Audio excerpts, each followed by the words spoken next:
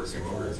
80 guys. Yeah, it was that. Oh, really? Today. They were gonna close it down for 3 days, but now they're shut down indefinitely. Sure, I filled up on Saturday. Apparently there's like 300-400 farmers selling hogs over there. And You're all stuck with them now. What are you gonna do that? Just like 10 years ago. I don't think it's anything part of it. So, right up ahead. Okay. It's like, that's what we were talking the other day. You know, everyone's like, shut the packing lights on. You guys still gotta eat. You know, I mean, you're stuck in your house, doesn't mean you're not gonna eat it. Yeah, they start shutting too many of those down. It's gonna hurt. That'll get interesting.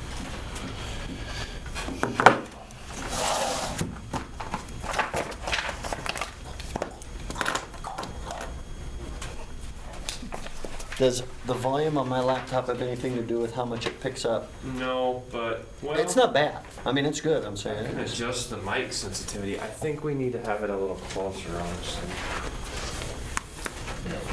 Put it right in front of Mr. Sauer. Yeah, but hold it, bud. Hold it under my armpit.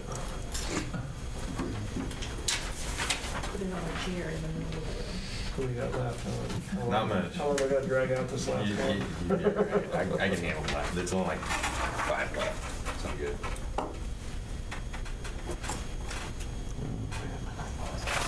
You know what I do have?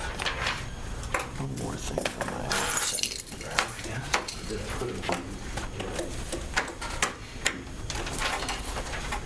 You got the top half.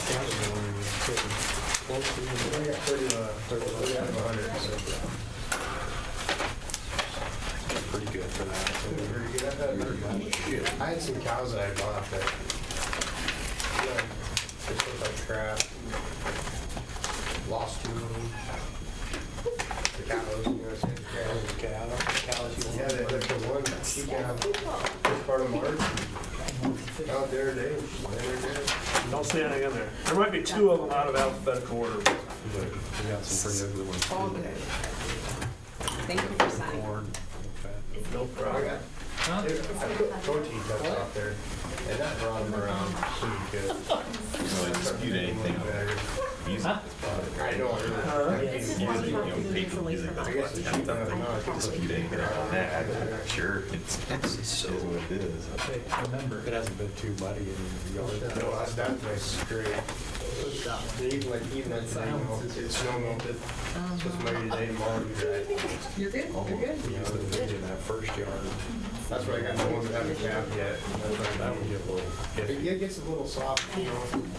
You guys all swear to God. Frankly, I know more than you would have I thought. put all that down. There's like 5 minutes. Speedway in that first year. Yeah, Speedway. We'll try that. That's where you're at. Whatever you think, however you think it sounds in there. I'd probably get more mileage on what they were. So one of these buildings, because it was like 2 blankets.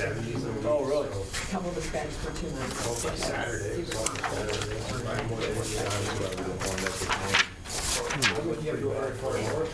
That's the transfer that we scheduled for the one. Throw this stuff away. Yeah. It's nice we didn't have to deal with that. Yeah. We really need to deal with it.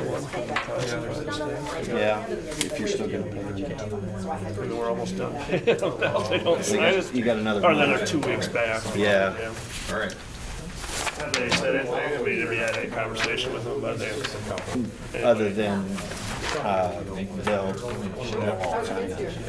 Unless they don't think they're coming back. yeah, but from what I gather, they all sign it and happily do so.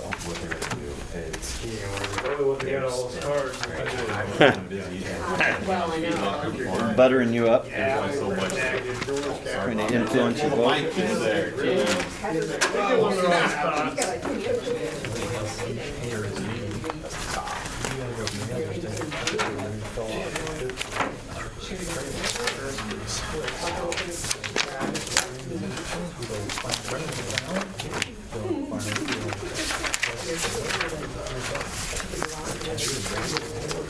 Well, he's got you and Brenda doing it. You just, you got school, you just look at exercise. It's all right. I admire the team. I haven't done much of this. Last Thursday, we had 200 steers. We're so good at scoop paper. And then one guy takes the cow, the other guy goes, "I'm getting that cow." I think the guy that I forgot was They there. actually committed this time for once. They actually ended up. That's good, that's good. I remember when I was in high school, they had that, Wayne had that one cow. Some She suggested. put her head and swallow your back. She would just stand there.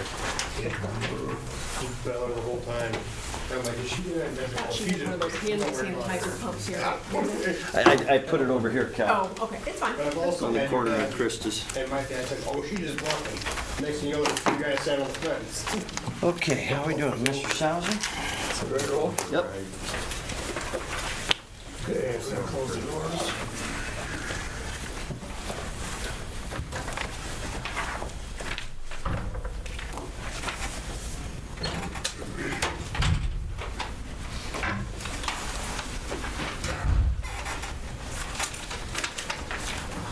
Okay, I'm going to call the meeting to order. Please stand and say a pledge of allegiance.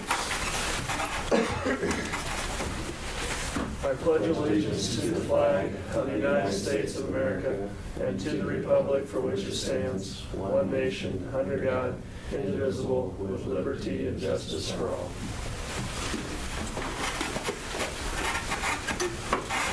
Okay, someone would like to make a motion to open the meeting? So moved. Second? Second. And first and second, all in favor say aye. Aye. All opposed, nay. Motion carries. Okay, we're gonna speak up, guys. Kelly's a little further away from us than what she's been, so your motions and seconds are gonna Thank be you. a little louder. The Open Meetings Act is posted on the back of the room on that door. Care to read that? Roll call. Krista. Here. Jim. Trent. Yeah. Tim. Here. Wyatt. Here. Myself here. Consent agenda. Start with last month's minutes. You have minutes from both meetings? Yeah, both meetings. Yeah.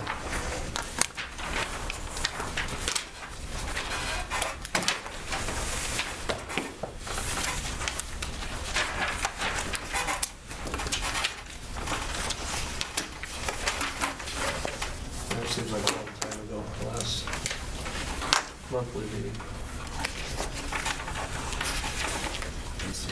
A lot's happened since the 9th of March. But it seems like it's taken a long time for I it to know, happen. doesn't it?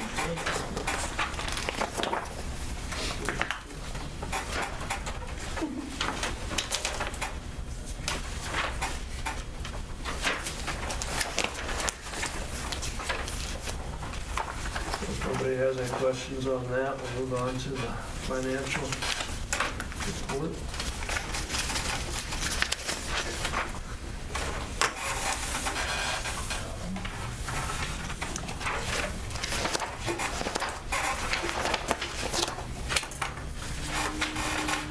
We've got, if you look at your activity report, I mean, you know, I looked through that a little more carefully. You know, this is the one that comes out of Tammy's office. It has athletics always in the red. Some decisions that we're gonna need to be making possibly in the next month or two or beyond is the class of 2020 funds. Those that generally go to Jostens for caps and gowns, diplomas, expenses for graduation and such. So there's gonna be some discussion on that. You know, I guess I can tell you that when somebody says we should hand that back to the kids, I will resist that. There's no way to who raised what and what, you know, to hand out cash to kids is not something that a school should probably be in the business of. This is different than a general account, obviously, but there will be some discussion about what's the proper thing to do with those funds. Now, we still may have some graduation expenses. We know we will. Whether they'll be what they typically are on an annual basis, I don't know. But those are funds that were raised by, well, they were class dues, and then a lot of fundraisers over the years. So there will be some discussion about that. I don't think that anybody's like, hey, my kid needs $187.13 But there will be somewhere where those funds will need to go. And we'll try as much as we can to put it back into whatever celebration, graduation, whatever that might be. And we can spend every last dime on that, whatever that might come to. But there may be a discussion about we should just pay those kids back. And then you can see your ice cream is running well into the black. So you do have a little jump start on some funds if you indeed want to consider that machine tonight, and I know that you're already aware of that, so that would be an appropriate place to spend that. Your concessions is way high due to district wrestling.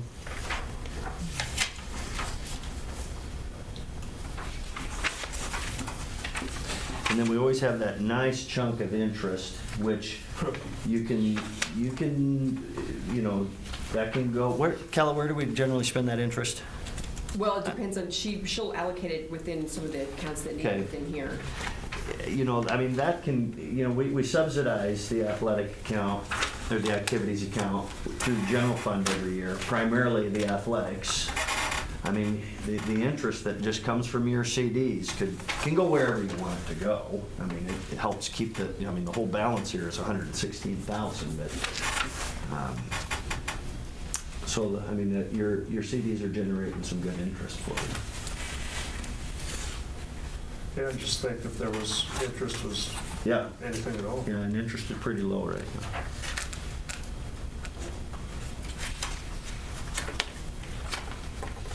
So I saw it earlier, you get the activities account here that's always in the red. And someplace else, there was another activities account that had like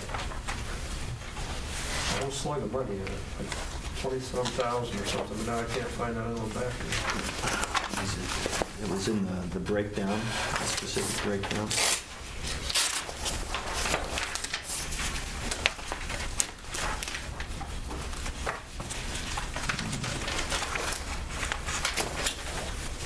So I guess I'll write it off.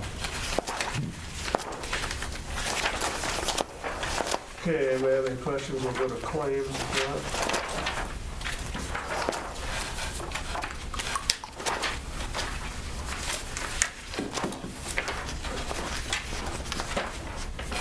You're saying you got 2 months to some of these bills because this meeting is later in the Yeah, we met March 9th, which meant we had to have the bills in by that, 3rd or 4th to pay.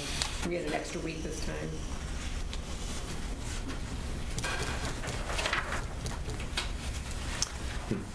We did have, and let's see, we transferred to lunch fund, what we had budgeted in the general fund. Of course, when all of this is figured out, and we're pretty firm on our reimbursement from the USDA for the lunches. In some regards, that's going to turn, we're actually feeding more kids now than we were during the regular school year. And all of our lunches are reimbursable. Doesn't matter if you're full pay, reduced, or free. So we will expect, and whether that check comes in July or more likely July of 2021, we'll have a nice claims reimbursement from the USDA in the lunch account.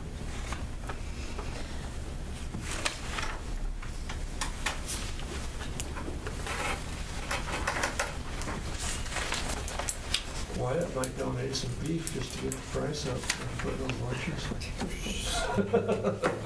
You're not making anything out of it anyway. Good luck finding a butcher date. Actually, we're trying to find some butcher dates, and we're at all the way into December. Really? Yeah. Everybody wants to buy cheap.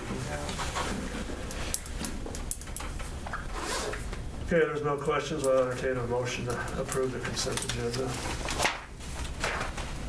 I'll move that we approve the consent agenda. Second? The first and second, all in favor say aye. Aye. All opposed, nay. Motion carries.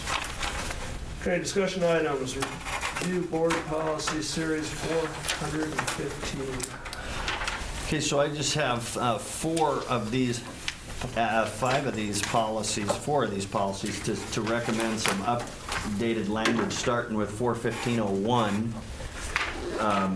The language there is all accurate. We should consider adding that last year, and it's not really a vacation or a holiday, but you did approve to add 2 paid days, 7.5-hour average for emergency school closure. These are those paid snow days. I don't know if it fits in here, whether it needs to be in policy or not, but we do, and we paid all of those out this year because we had 2 snow days this year. So we did pay our classified staff for 2 snow days, as per board decision last year. Does that fit? If it fits in policy, this would be the one there where it would fit. So we could add that language.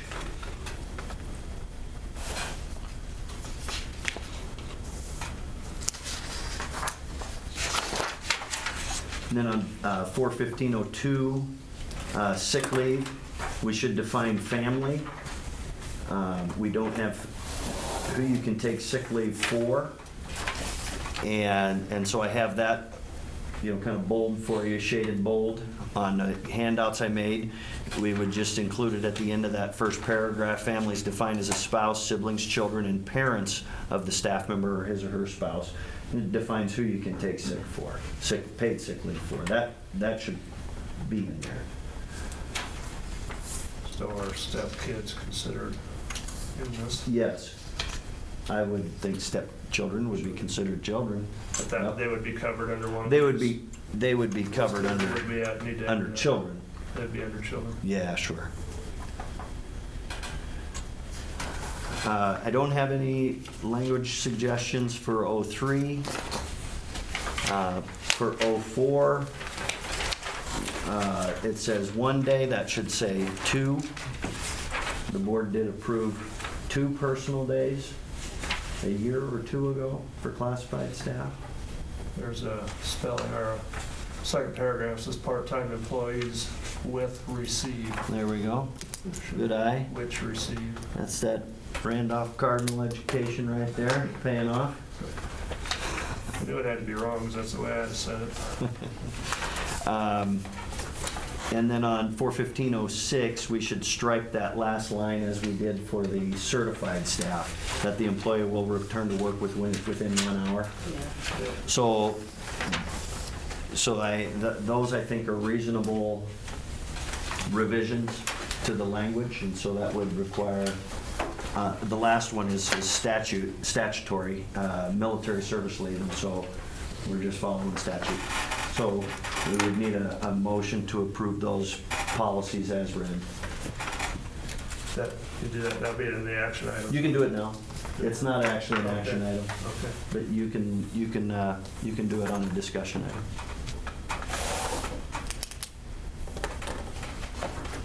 I'll make a motion to approve the board policy 415 series changes as reviewed. Second? Second, myself, yes. Kristen? Yes.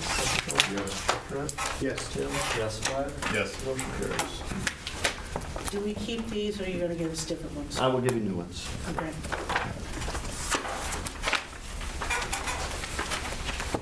All right, number 8, ice cream machine. All right, so you sent me back last month with some duties to call this dude and get a few more details. I did. It's a 2002 machine, and this is number 9 on your previous month if you wanted to look back at that information.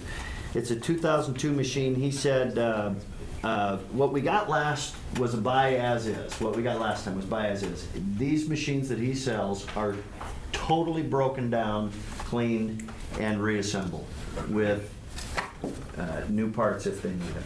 So he said, you're gonna pay more than what you paid last time for a machine, unless you wanna buy an as-is from somebody else. But anything that goes through McCormick Distributing is broken down, refurbished, cleaned, put back together. So, they're like new.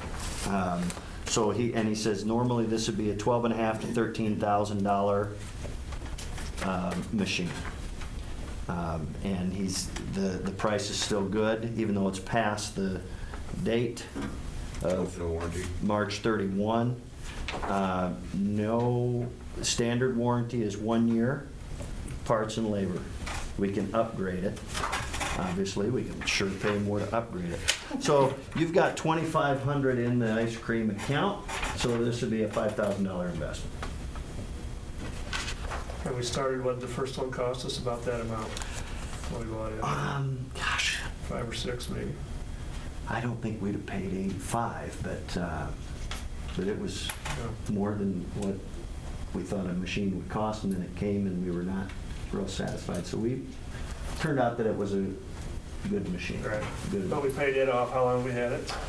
3 years. 3 years. Right It's at, paid itself off. right at 3 years. We got it spring of 17. So this one, another 3 years, this one should be paid for if it goes on as the way that one did. Yeah, You know, if you don't figure the money they have in there already. we'll need a, yeah, that's true, because the actual out-of-pocket is going to be similar. This one should last longer, where you might get more creative in the volume. Return faster.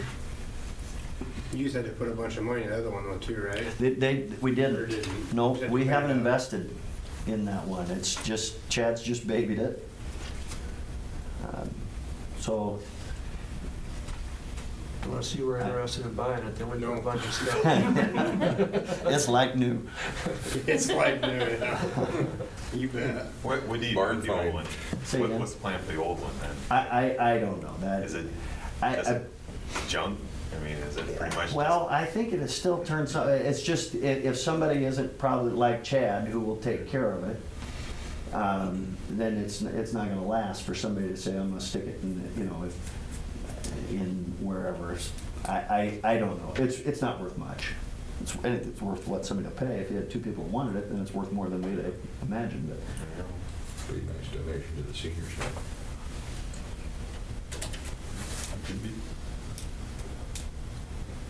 That's probably what it's Yeah. most best for, is just donate it in the school, just Yeah. give it to somebody that could use it, That'd and, probably be right.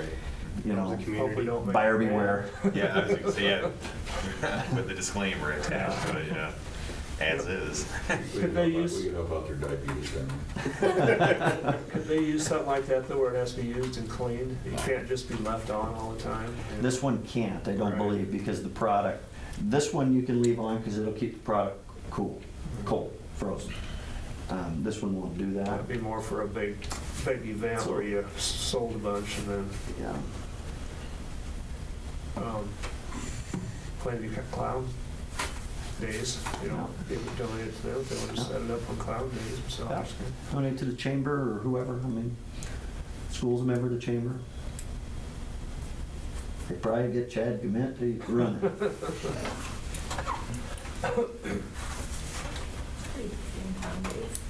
Yeah, put an advertisement in the paper, anybody that's got a use for it, well, come get it. Be a nice little treat for the Fromm family farm. I was saying, No. did why want it? Right, you I'll got, build a shop. you got a lot of boys out there. Celebrate them big checks coming in. No. I'd even go by your place on the way to town instead of taking the highway and grab a cone every time. There's always somebody in the break room out there. Gotta give them enough time to Break get it room. started. Real happy. That calls you the shop, the break room. Isn't Jerry usually in the break room?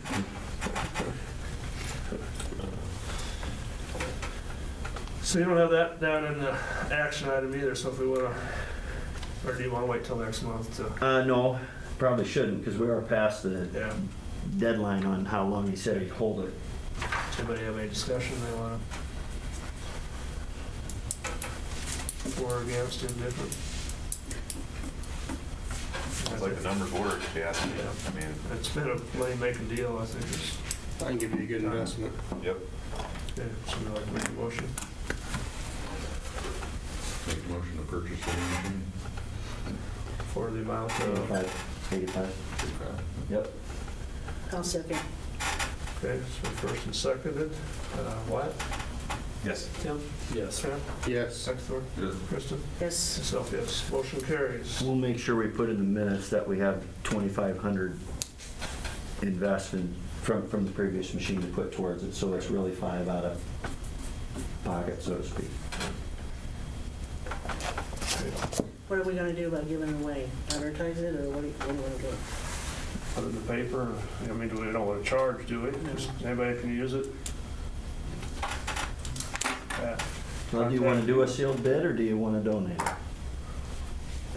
I mean, if you put it in the paper, that means you got to give people a chance to bid on it. Otherwise, you just, You ain't gonna get nothing right. well, gosh, I don't know. I mean, it's got some value, but it's also gonna be a real pain for Yeah. a lot of people to have it, Yeah. you know? Clean it up and keep it working and running right. I like the chamber idea, It's, but, because they would just, it would be used sparingly and, Be used for the community. and then people can borrow it from the chamber if they want. I think that's good, just Where you gonna put it? The chamber's Thor problem. chiropractic basement. There ain't such a thing. Well, we could ask them if they'd be interested in Yeah. taking it. You know. I'd ask the chamber president, but I don't think there is one right now. Yeah. We're going to store it down at his place, I'm sure. Yeah, that's fine. I mean, shoot, we got a place we can hold it until somebody Yeah. wants to take possession of it, but Will they be bringing the new one right away, or will they keep I- it until? I would guess they probably want it out of there. Then that's fine. We can- Yeah, yeah. Okay, number 9, teacher tech share. Your numbers don't match up, 42 pages. What? Oh, that's You wanna- not bad. Okay, so we have some entertainers, is that? We do, I don't know. Do you want to grab them, or are you out there? We're ready for you. They're probably sleeping. We got a little delay. They're probably over. Right now, they're deciding who has to go first. So, I remember, or do know Mr. Schmidt and Mrs. Thompson mentioned way last fall that at some point this spring, we wanted to bring some teachers to kind of share what they're doing with technology, knowing that Mr. Schmidt and Mrs. Thompson were going to be expecting a higher degree of technology integration. In fact, when we hired Mrs. Thompson, I mean, that was part of the conversation about looking for somebody to help with tech integration. And so she had an expertise in that. Of course, she's a tech teacher at the elementary. And then the past month, you know, it kind of precipitated the necessity, well, this is the way you got, you know, we're not asking anymore. This is the way it is. So we thought this would be a good month to have some demo for you. So we have to turn around here. Yeah. On the screen.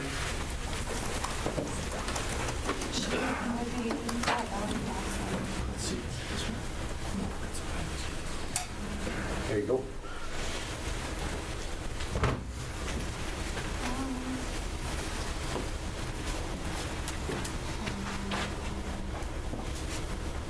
Do I have to connect to Airplane here? Nope. Or is it just hooked up through the thing or Do you need audio? No.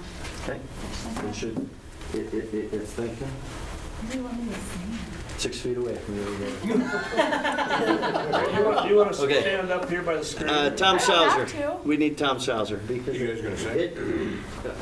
it's got your desktop, so there's something funky he's gonna have to come. I'll go sit back there and you can stand up here. Oh, hold on. Maybe I just.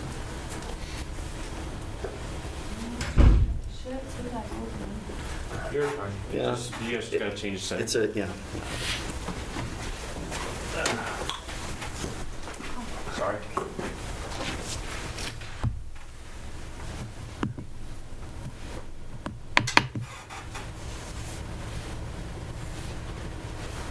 Did you want to sit? Because I can stand there. Where's the, I don't want to be in that. This one will capture. This will be a good one for you. I gotta sit right. I'm glad I'm not sitting. He's just showing off. This is what the kids have to go through to do their homework. Yeah. I'd be lost. Okay. Hello, everyone. Hello. Mrs. Moret, Brighton, and I are going to talk about technology in the classroom specifically for elementary. So we put a little slide together for you, and so we're just going to go through that. So, how does technology really make you feel? Do you feel like Ron some days, or do you feel like Bruce some days, or maybe you feel a little bit of both? Either way, there are pros and cons to technology. So, however, I feel, or we feel, that technology in the classroom has more pros than it does cons. So we're going to specifically talk about our grades, which I'm 4th grade and she is 3rd grade. I do work with 5th and 6th, but I'm going to mainly talk about my 4th grade class, okay? I strongly feel using technology this year and how I integrated it quite often, it improved, well, let me back that up. I had an array of learning abilities and behaviors in my classroom this year. And so I strongly feel that using certain tools of technology really gave students the chance to create or show or demonstrate their how they learned and how they process things through certain mediums of technology. So I saw some pretty amazing things from students who sometimes often struggled. I used it on a daily basis, and then I used a variety of mediums, which I'll talk about here shortly.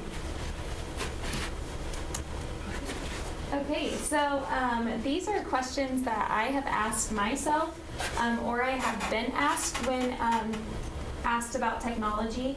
And the first question is, will students use their devices every day? And I personally believe that it's great if they use their devices every day, but it's also okay if they don't use them every day. I think it's totally up to the teacher, and the sole purpose is to meet the needs of those kids who can really excel when technology is incorporated. The second question is, will devices change what students are currently learning or just how they learn content? And providing a device for each student, I believe, allows us to enhance the curriculum that we already teach.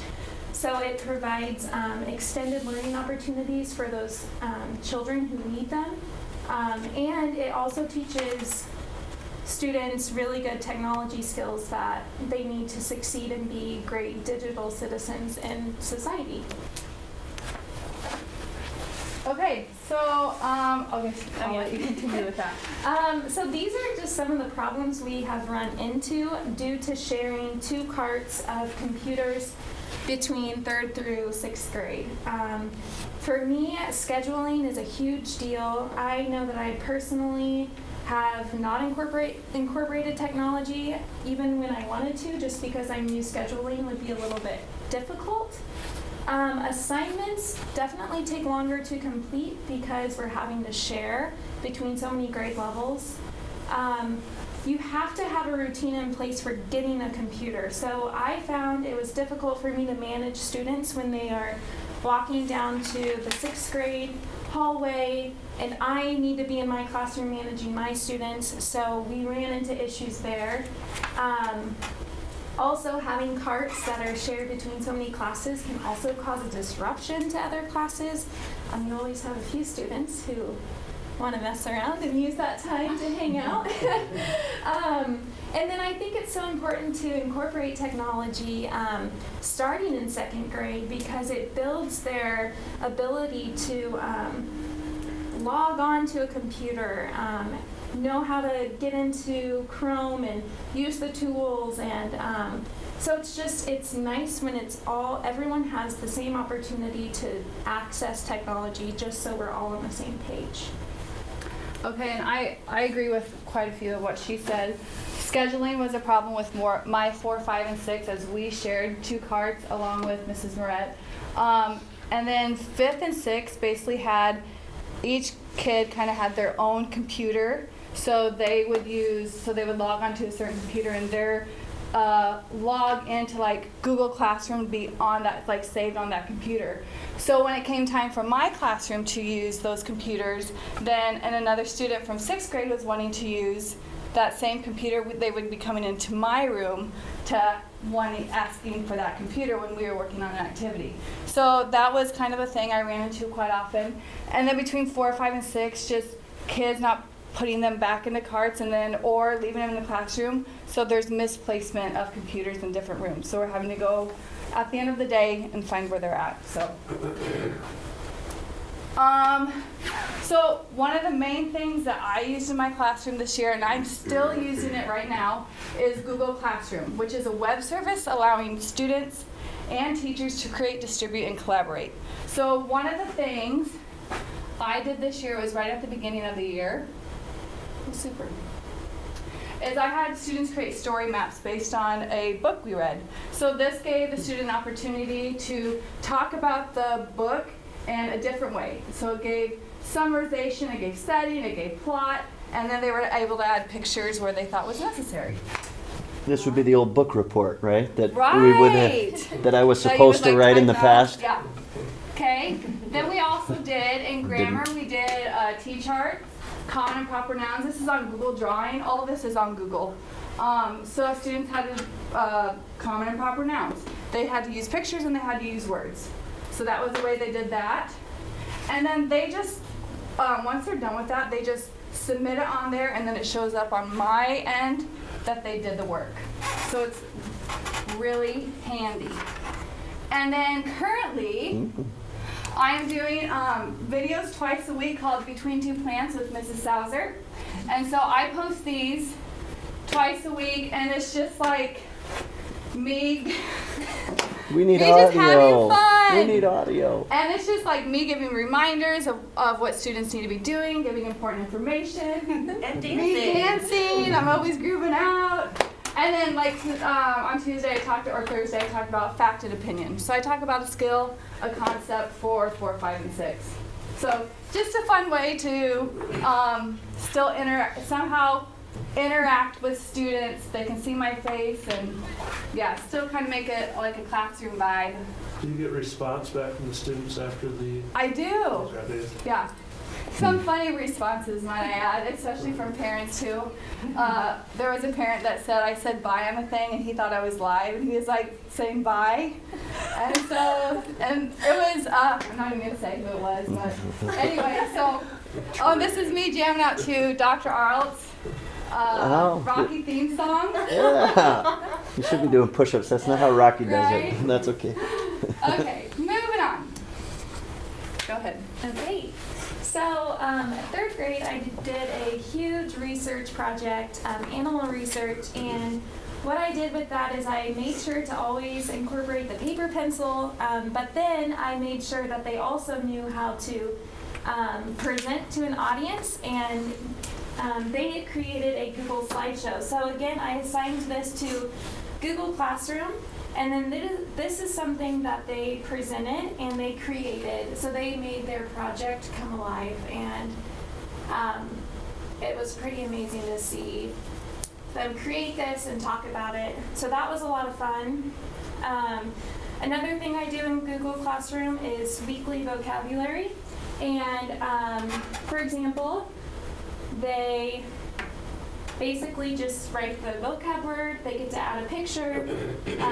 So it's just another way that I can provide feedback for them, and it's definitely makes it a lot more engaging than paper pencil all the time. So this is another fun thing I use. It's called Epic, and Epic is basically a digital library for kids.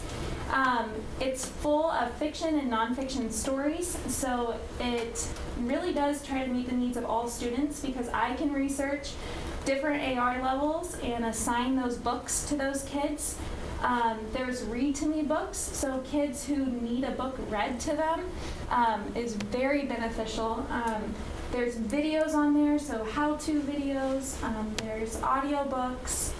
And then I used Epic for a book study this year, which was awesome. So I assigned a chapter book, and this really increased engagement with my kids who don't necessarily love reading.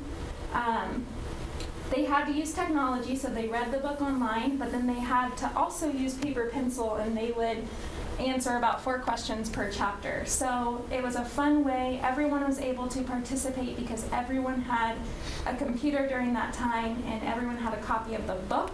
I have a few class sets of books, but there's not that many when there's physical copies. So Epic is a great resource. And then we're rounding out to the end, so bear with us. Ed Puzzle is something I use often, and I'm using that right now to implement a new way for doing an assignment. And it's just interactive videos for students, and then while they do the video, it's so cool. You can create your own videos, or that you can use what is listed on their website.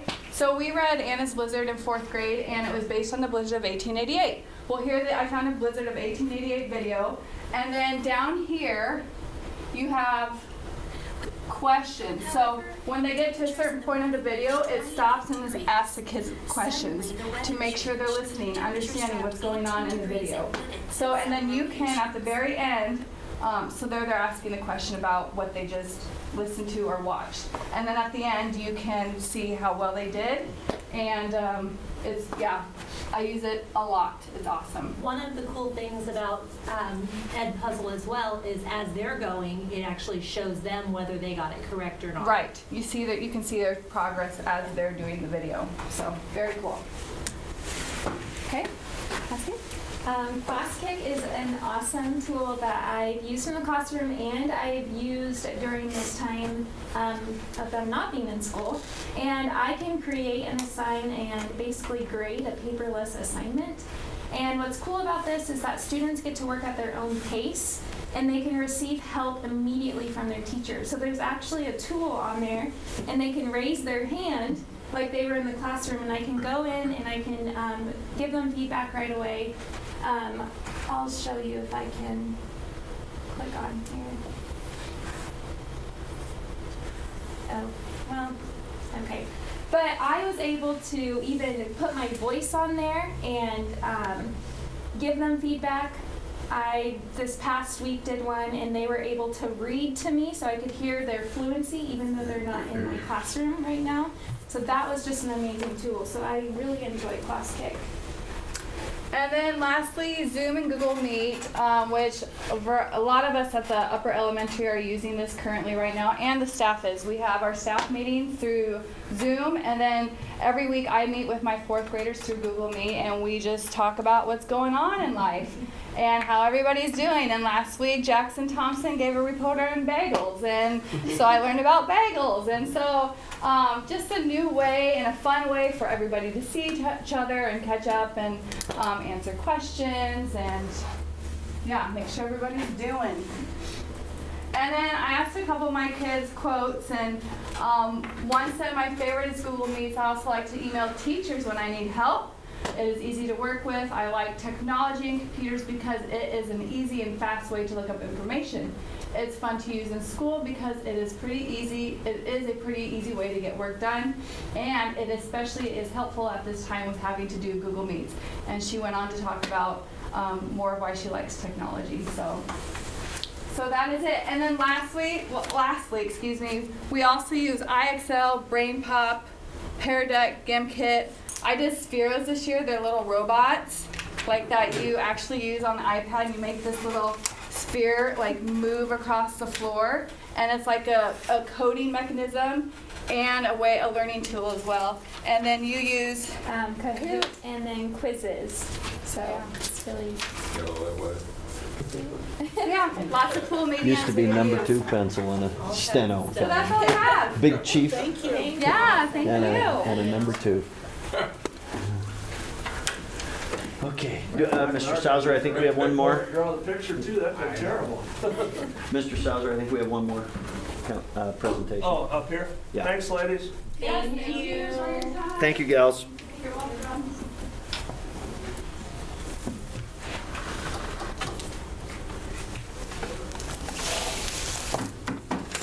Let's see. We're gonna get a push for Chromebooks for maybe the next thing, right? I've seen that myself. What's the purpose of all this? To impress you. Staff. Couple of young teachers there. Amazing. It's up there. Hello, everyone. Hello, Chica. How are we today? It's cold in here. It is chilly in here. My room is like hot compared to this. Okay, so before we really get started, if you guys have a smartphone, I want you to get it out. Oh yeah. Oh yeah. You're not So, gonna put it up on the screen. Yes. So if you guys have a smartphone, I want you guys to go to this link, joinpd.com, and then type in this code. So I love being able to tell you guys about what we're doing with the kids, but I wanted you to kind of experience what, I guess, something that I've been doing with my kids in the junior high. So this medium that I'm going to be showing you and taking you through today with the rest of my presentation is called Pear Deck. So Pear Deck is a Google add-on, and it's free.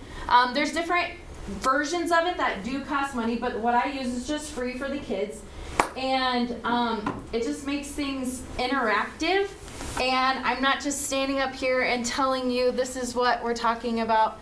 You guys get to do things as well. So I'll give you just a little bit longer to get logged into there, and then we'll get going. Okay? I don't have Emma here to hand it to and say it. So joinpd.com, and that code is XLUUF. Join presentation progress. I think you can either put in your, you have to have a phone number or a Gmail account of some kind. So. Join presentation progress, is that the one you? Or click on your email address if you have a Gmail. Your joinpd.com.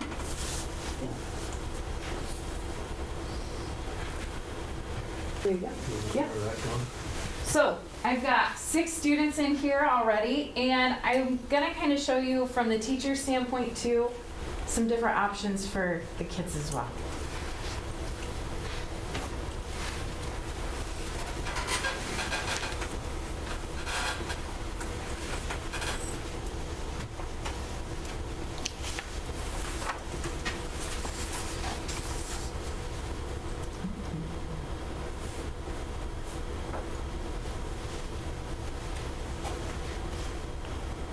The one thing that I I would really be signing in myself, would I? should be good. If not, it's okay. We can just kind of get started, and you guys can just watch as well as I go. So, good, great. I'm just gonna bring my laptop Oh, here for him. Thank you. Thank you. I was gonna say, and I have it on my phone as well. If someone wanted. We want to go to Pear Deck, is that continue Pear Deck? Here, you can just use this. It's already. There you go. I'll be Emma for you today. All right. Okay, so I'm gonna go ahead and get started. Teacher So ran I'm out of gonna patience start with my the class. student. Okay, so I'm gonna talk about all the junior high technology that I've just been using in my room. To get us started, I'm gonna kind of take you through what a lesson might look like in my room. So to begin with, I always start with some type of bell ringer. So on your screen right now, you should see what's up on my screen.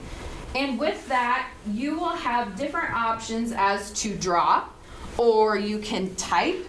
And this is how you put your answer in for me rather than sitting there and raising your hand.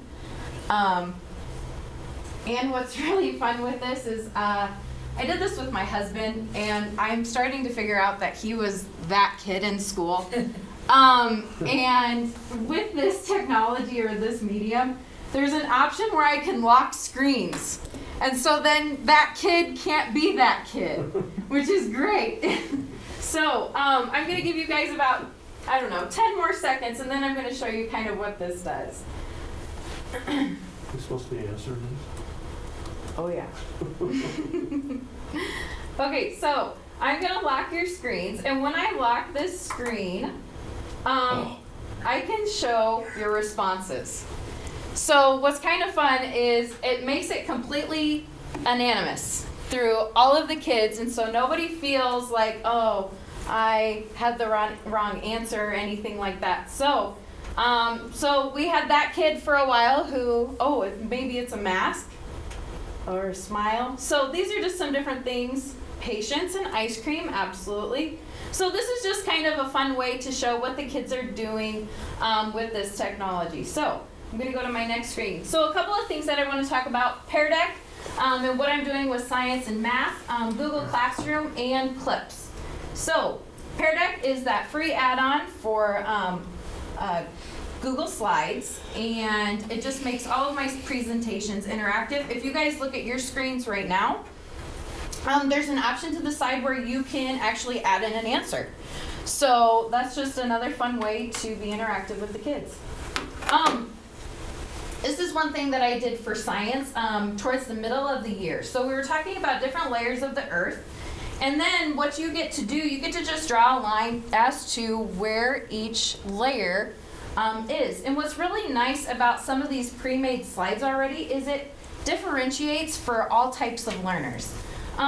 Right here we have a word bank already ready for the kids. If I wanted to make it harder for some of my higher level kids, I don't give them a word bank and I say, hey, I want you guys to give me an example or give me some facts about that specific layer of the earth.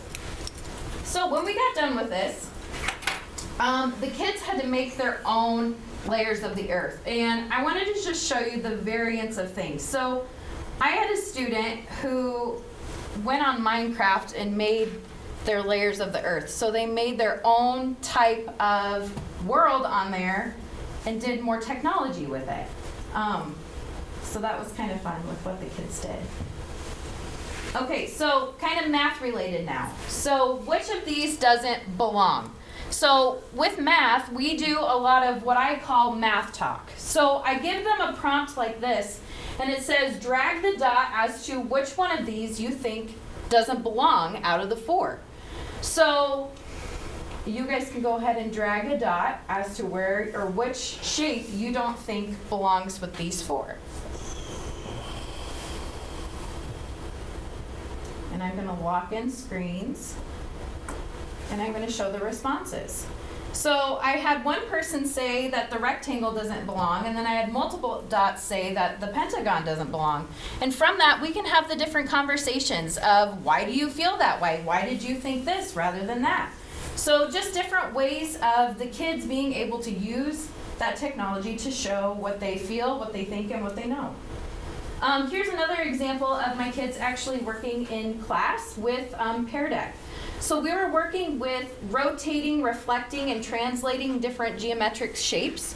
And instead of the kids using paper and pencil and drawing out the graphs, they got to do it on here. So they drew everything out, they reflected it, rotated it, or moved things as to where they wanted to go. And the one thing that I've really noticed, especially with using Pear Deck as one of my mediums, we get to the bell rings and we're like, oh my gosh, like, what just happened? Like, where did time just go? So it's crazy to just see how the kids just really are engaged with what is happening. Okay, so then different types of assessment for the kids. How do you feel about it? Is there something you don't understand? Do you feel good? And then we just kind of move on. So you can circle whatever.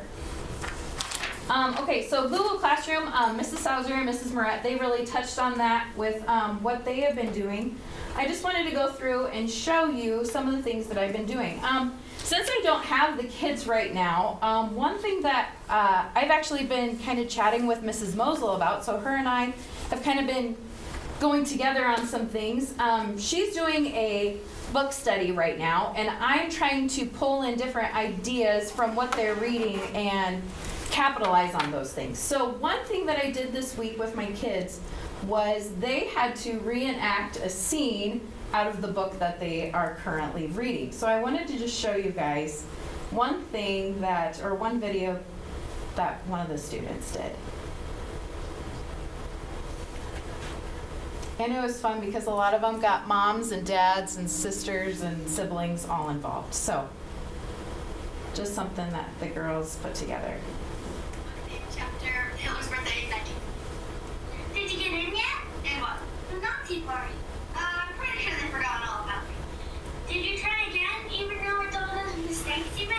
So it only had to be up to a minute, but this is something that the kids did with their technology that they have.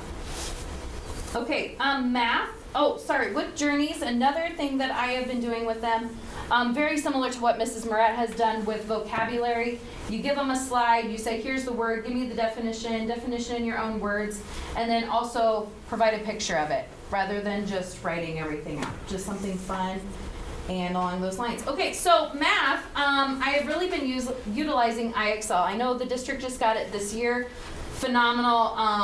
I pick about 4 or 5 skills each week. I don't know if you guys really know what this looks like for the kids' standpoint, but they go in and I usually pick things that go along with the lesson that we've just learned. So say I just talked about primer composite numbers.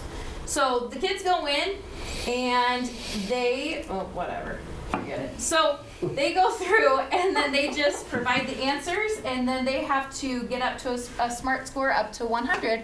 Or I usually go 80 because sometimes getting to 100 is a little excessive and it can take them a long, long time to get there. So that's another thing that I've been using for math, and I'm starting to incorporate some things for science as well, because it goes along with the new standards, number one, and it's definitely prepping them for the state tests. Just the different wording and things that they're doing for the questions.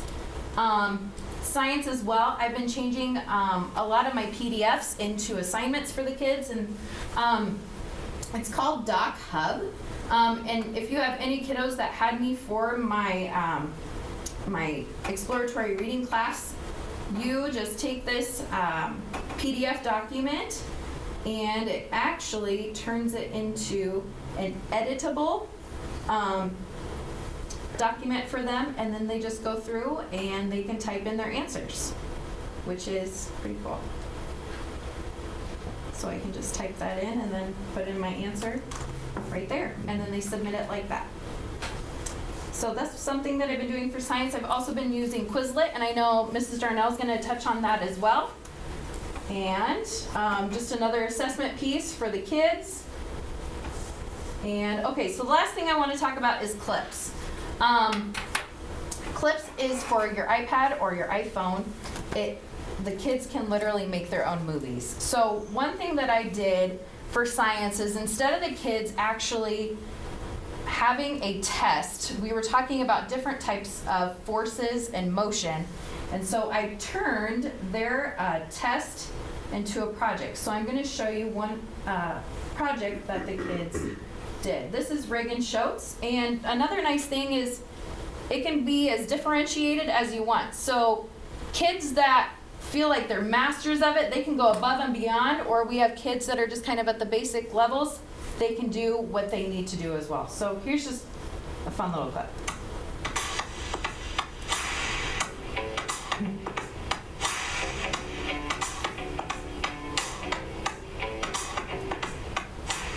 Contact force is when an object is pushed or pulled when they are touching, like throwing a ball or getting hit by one.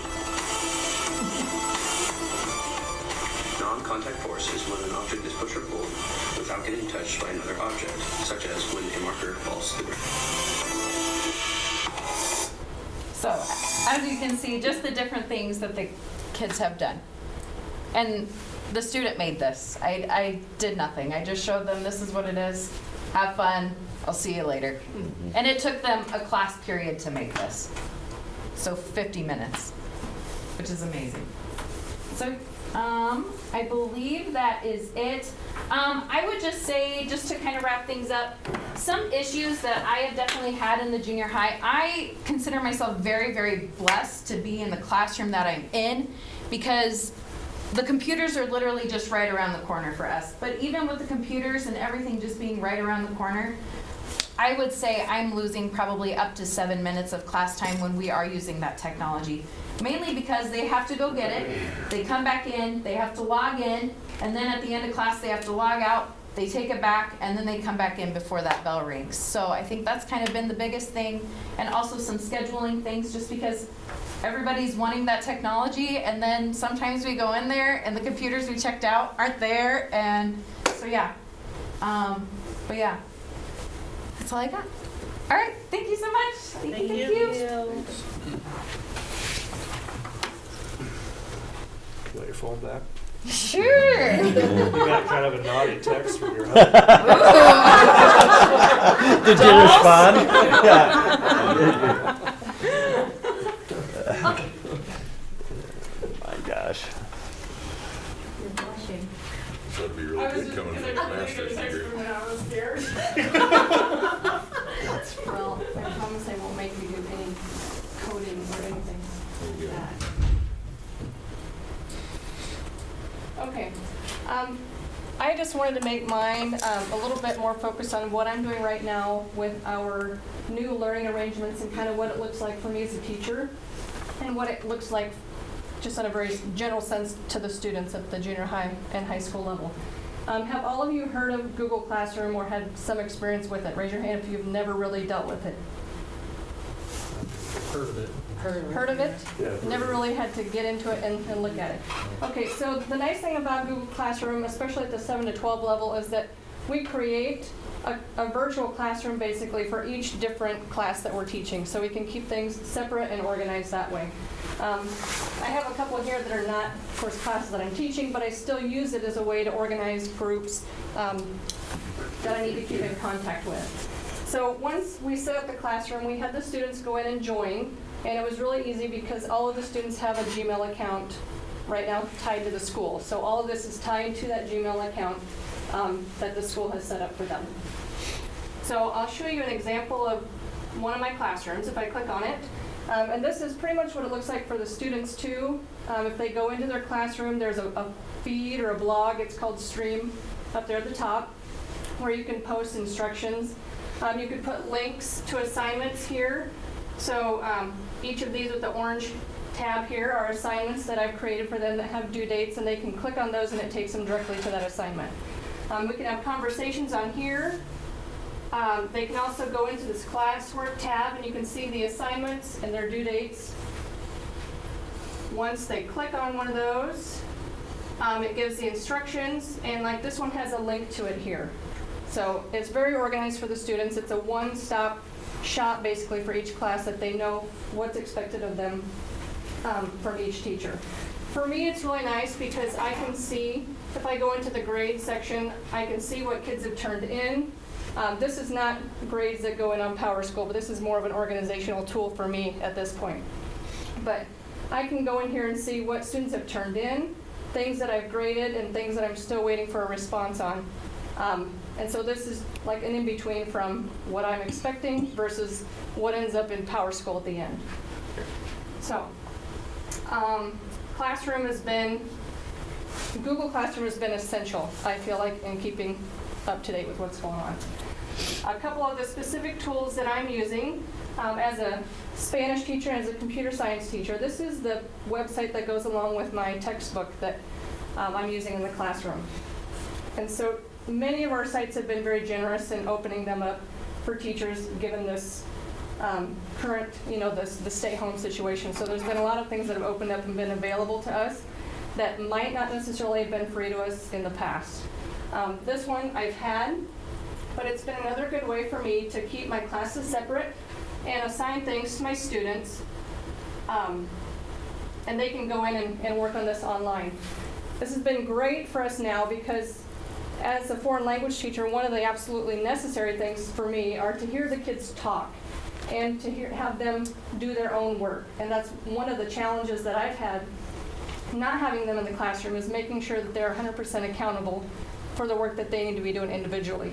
One of the things that they can do on here is I can assign them activities, and they are linked directly to something that they might see in the textbook, so they can use their textbook as a guide. Let's see. From kid. Pick the from kid. Okay. We'll do the one where you get 100% on. So I can go in here, and this was one where they just type in their answers as they work through it. Now there's another one, let me go back to it, where they actually had to do a speaking activity.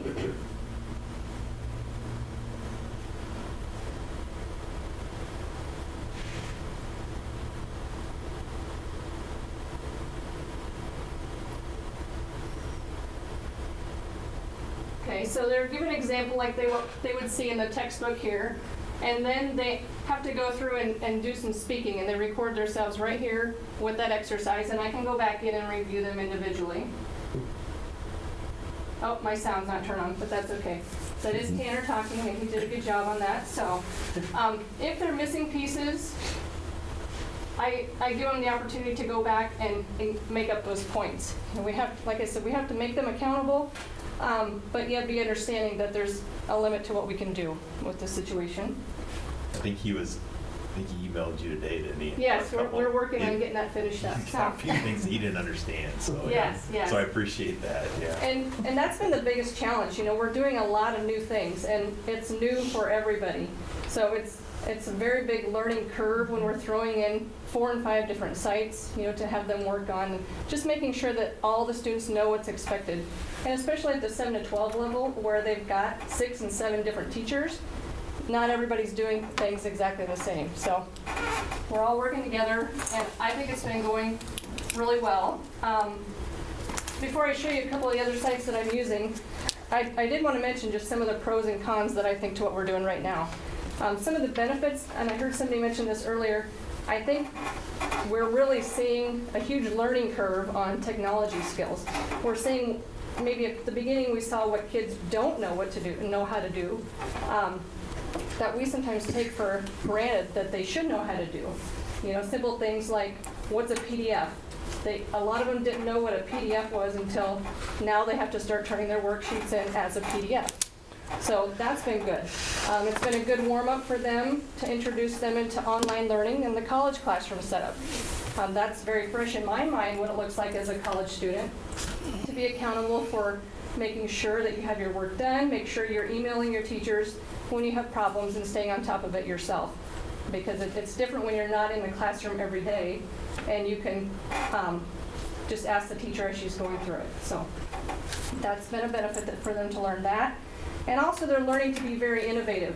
I saw a TED Talk once that related more to computer science, where he said that computer coders are some of the laziest people in the world. Not because, I don't know all the words he used, but he says that they will spend 10 times the effort and the amount of time to learn how to get a computer to do the job for them instead of just doing it themselves when it would have taken them a fraction of the time. So I do think we're seeing kids being innovative on finding answers, which is good, you know, but there again, how do we know that they're doing it the way that we want them to do too, and learning what they've used in their personal skills and not finding the answer on the internet, for example.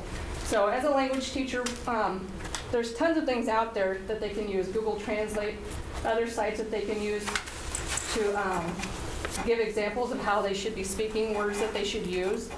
So I encourage them to make sure they're using things that we've covered in class. And therefore, having them speak is probably one of the best ways that I can assess them. One of the ways that I've done that is, for example, in the 8th grade, I had them go in and just record a video of themselves where they each had to introduce themselves. And they like this because then they get to see what everybody else is doing too. So I will just give you an example here. We'll do Brendan's. Buenas noches. Hoy estoy en Plainview. Hoy es el 6 de enero. Me llamo Brendan. Mucho gusto. Soy. Okay, and I didn't put that on the speakers, but it was good for them to have to speak and pronounce and say things the way that we had covered it in class. So that's Flipgrid. I know that the elementaries use that too. Macy's done that. So, and then another one Taylor had mentioned was Quizlet. So this was another site that they had to go in and join my classroom. But again, they could use their Google Classroom that we've already assigned them. So just going to my Spanish classroom here, for example. And once they've joined, they show up as a member. And I can assign them different flashcard sets. And I can see what they've gone in and practiced. Now they have to complete an activity for me to see that they've done that. But that's one way that I can see that they've been accountable for doing their own work on vocabulary. So that's been a good one. Finally, with my computer science class, I've been very fortunate to to have the curriculum that I've got with code.org for computer science.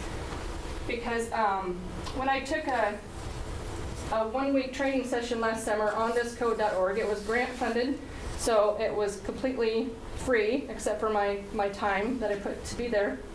But this curriculum's free, the online access to tracking things as a teacher is all free. And this is what that looks like. My computer science class this year started out with 8 students, and second semester I'm down to 5. But everything that they do is tied to this interactive site here. So I can see their progress through each lesson. I can go into a specific lesson here and see how they've done on each different window. And then they've got different projects that they have to create as well. And I can go in and give them feedback. I can test their projects that they've made. If there's problems in their code, they'll be flagged here. So that's one requirement, that I make sure that there's no errors in their code, and that each component of the assignment happens as it is intended to.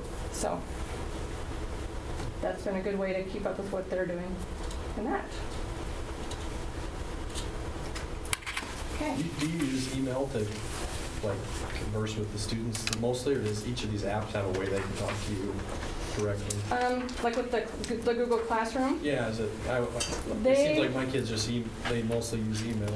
Yeah, you get overwhelmed with all the emails you get. They're very linked. Anytime we post something on the Google Classroom, they will get an email saying an assignment has been posted, or a comment has been posted, or a grade has been posted.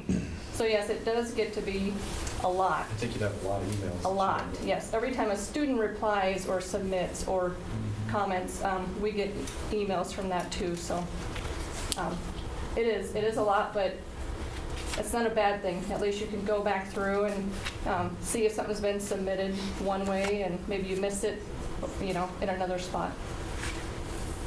But it's been very helpful to have the Gmail system set up. I think absolutely we could not have done it without that. So before all this started, did you get a lot of emails like in the evenings when you were away from school and at home and kids were doing their homework and had a question, and so it was? No. You didn't get that? No. And one of the things I told kids when we were in the classroom was, if you have questions, come see me. And very rarely do kids come see you outside the classroom, because they've got that 50 minutes. A lot of times they would see me. Now that's with my content. I know that there's other classrooms that they have to do more outside of class. Kids are coming in for math and science and other things that take a little bit more one-on-one explanation, but we've done a little bit. I feel like we're doing more and more all the time. With code.org, with my computer science classes, we had to start doing a little bit more. Emailing, and if I was gone for something and the kids were given an assignment on Google Classroom and there was a sub there, it's easy for me to keep up with that way too. Sure. If they've got questions during the day, and I can at least reply to them without having to wait a whole day to get back to them. It's kind of funny, but emailing to kids is a more intimate relationship than a face-to-face conversation. Kids emailing teachers, it kind of crossed a boundary that existed for, I think, years and years, and so that boundary has now been crossed by, I think, a lot of these apps which you communicate through these. But we obviously, our students have a school-issued email. They have their own more private one, but so that's. It doesn't surprise me to hear Mrs. Darnell say, no, kids would not, we didn't have an email relationship before this time. But, now that's certainly more normal. This is also a brand new class for Mrs. Darnell. Her coding. Yeah. Yes, she, how many hours of education to get this endorsement? Well, my master's. Her master's degree's So we're like, well, let's use that expertise. She invested a tremendous amount of time and resources in this knowledge and in this education. We said, well, how can we find a way to use this? And so Mr. Schmidt, working with Mrs. Darnell, and this is in its infancy, this course. So this is great, something our kids would have never had the opportunity to learn. Coding, an incredibly valuable skill that without Mrs. Darnell, our kids wouldn't have this option. So this. And I do know that out of the 5 students I have left, 3 of them are pretty certain that this is what they want to do. One of my seniors is pretty certain that she's going to go into database administration. Of course, things change, once you get to college, but I've got a sophomore that's very, very set on doing something with computer science and programming. And this has been a great way for them to just explore the different areas of computer science, whether it's database, whether it's website, telecommunications. I do have a senior that's considering either manufacturing technology or telecommunications. So it's been a good way for them to explore that a little bit further too. Awesome. So can you get into the college level courses since you have your master's on some of this? Can I? Yeah, I mean, you can you? I could probably teach an introductory course, and that's about as far as I got. It's a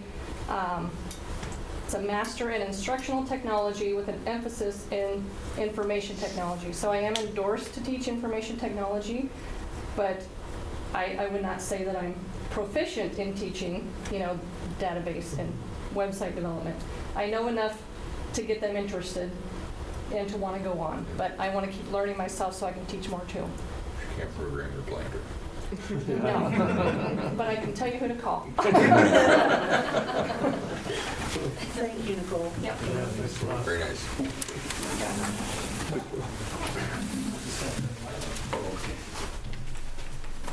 So you're tall enough, you could have just reached up there. More fun for us to grab or work on. If I Get that chair. Nice, I gotta talk to Dawson while. Yeah. Okay, that was very interesting. Move on to committee reports, building and grounds. We met 6 o'clock, I guess, so. Kind of talked about what we had gone over earlier, I'd shared with you, I think, the last meeting, things we were looking at. We kind of, decided, had a conversation of do we want to continue on and spend the money that we were talking about spending, or with everything that's going on, do we want to back off a little bit and not knowing what's going to happen down the road, maybe not do as much this year. I mean, we're not going to lose it if we don't use it, just build. So we had previously talked about doing a little less this year anyway, because we have some bigger projects coming up that we didn't have enough money to do. So if we did a little less this year, then it'd build our account a little bit to a bigger project. So Tim, I think you're going to go ahead and share what we kind of talked about. Yeah, so we had come up with kind of 3 projects we'd like to do. The first one was the redoing the lighting in the ag shop. That's probably going to be around $6,000. The second one was the rooftop unit on the south side of this high school building here. That one was 30 to 36 to replace it, and like 16,000 if we repaired it. We kind of thought we'd just be better off to go ahead and get a new unit there, because this one on the north side was done a few years ago. So we kind of wanted to do that one. The last one was the retaining wall out south. I believe that was $60,000. No, 48 to do that. 42 plus 16 for a sidewalk. Sidewalk for 16, which was $60,000 for those 2 projects. And then if we kind of talked about, if we're doing the ramp, we'd like to, just do or if we're doing the wall, we'd like to put the ramp in at the same time. And we're looking at maybe another, kind of guessing, we don't have a bid for that. Dr. Arl was gonna grab kind of a revised bid. Let's see where that came in, but we're guessing maybe 90 to 100 for the whole project. That would put us at about $130 to maybe $140,000 for summer projects. And last month we had been at, I think we talked about doing about $250,000. So we've knocked that back a little bit in response to the whole kind of uncertainty is what's going forward. So that's kind of what we're thinking of doing. But we'd have to get a bid back, or kind of a revised bid on that wall project, ramp and sidewalk. Like some of the other projects that we had done, we thought we could let those go. They're not things that have to be done. Some of those were, we were going to do a little more work to the big doors on the gym. Yeah, the door, hardware.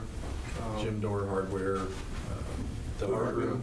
we were gonna put an air conditioner unit in the art room, but you said that kinda, We've got some ventilation that above the ceiling that wasn't working proper and now is. And so I think we want to see if just pulling that warm air into a larger dispersed area above even where we're at right here, it just moved that warm air out of there so it didn't just sit.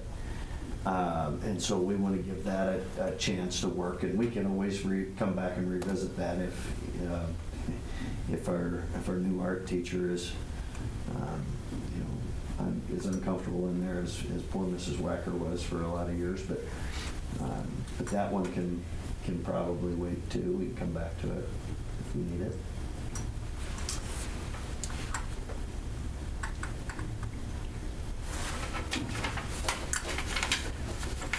what are you guys' opinions on the ramp? If you think we need one, go ahead and do it without it, do it with it.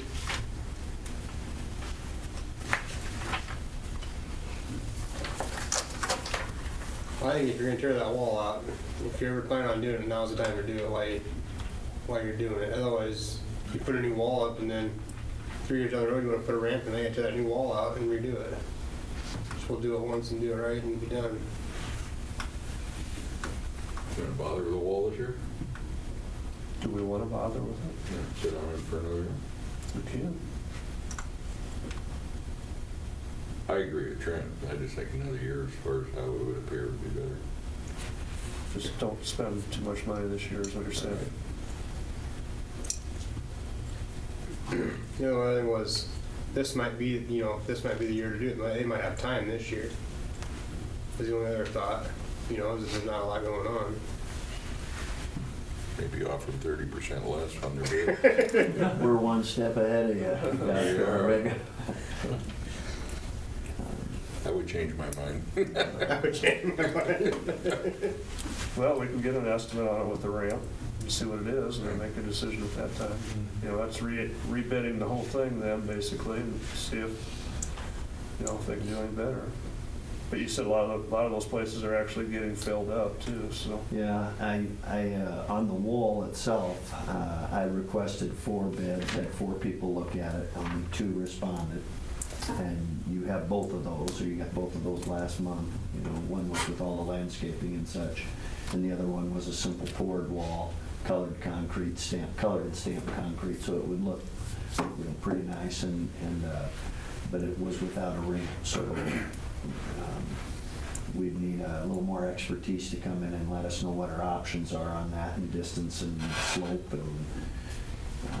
and that business. So you'd have a few different options about where it would start and how it would make its way to the door. There used to be a lot of grants available for handicap stuff. Is that around? For schools, in our financial situation, it would be unlikely. Plus, we already have one. Of course, you have to have one by law, so you can't sit around and wait for a grant to get it. You got to get it done. So this would be a luxury ramp, probably. But I think necessary, certainly. Well, you still want one then if it's a luxury ramp? Yes, from what I've seen, the traffic that comes in the south entrance. It would be more convenient. I think it would be used more. I agree with that. We get a lot of, people that use it when they come in for the programs and all the events at the Tartan Gym that otherwise they gotta go. Yeah, right now they come through here and they traipse through everywhere. From one corner of the campus to the other, just about, they gotta park in that corner and make their way kind of to this corner. But so it would be time to do it, I think, in my opinion as well. So I can sure have some updated information for you next month. I know that we've got a bid from Rasmussen's and Ruts to replace that. I know Rasmussen's is ramping down, and so I'd have to. And they were the higher of the 2 bids, but Rasmussen's is ramping business down. So whether they would even be able to do it this summer, I don't know. But could sure find out too, but That's probably the biggest necessity is getting that air conditioner taken care of, because if that goes completely out, why it's. yeah, we come back in August and it's 85 degrees. And so I can check on all that and have information for you, next month, and I would think that next month would still be soon enough to plan this. Well, that's getting pretty close to summer, but. Yeah. So everybody's all right with backing off on the money part that we spend then and just let it sit there for now? We did have, what, 950,000 in the building fund. We'll get a check next month, Cal, in the building fund, when we get the building fund money. We're doing it right away. Did we get building Next fund month, money? when we get that taxes next month. Yeah. Yeah, hopefully we will get, it generally runs around, well, last year in May, again, if all goes well, about 181,000. So, Almost another, plus we'll have another big payment this summer, so. yeah. But we'll be well over $1 million by the time we make that 4 1/4 payment in June. That's the last one? No, No. 2021. Oh, okay, one more. So we have to have an open house and that's over. Well, we'll just start another one. Okay. What do we have here? Action items. Discuss and take possible action on C-Jump for multi-year natural gas contract. Okay, I've given you plenty of information, I think, to maybe consider. It seems like a no-brainer with the research that I've done, especially when we get ACE as our supplier, and they're owned by, Plainview's part owner of that. So, we've got people that look for, like I said, look for possible lowest rates, and they can lock those in. And you don't have to kind of wonder every year when the gas choice comes out, and do you just stay with these people, or do you try to save a penny here and there? I don't know. So it's just an advantage to school districts to consider interlocal agreement, which is a consortium, pooling resources and folks working together. So this would make sense to me to go ahead and do that for our natural gas. Is there a specified fee that they charge, or is it just all added into the price? I'm not sure what percentage. I mean, who makes money off of this? I mean, it's, let's see. It talks about a distribution of funds back to the district. Sales numbers, Yeah. whatever, yeah. Let's say when. Let's see what happens here. I didn't know. NASB.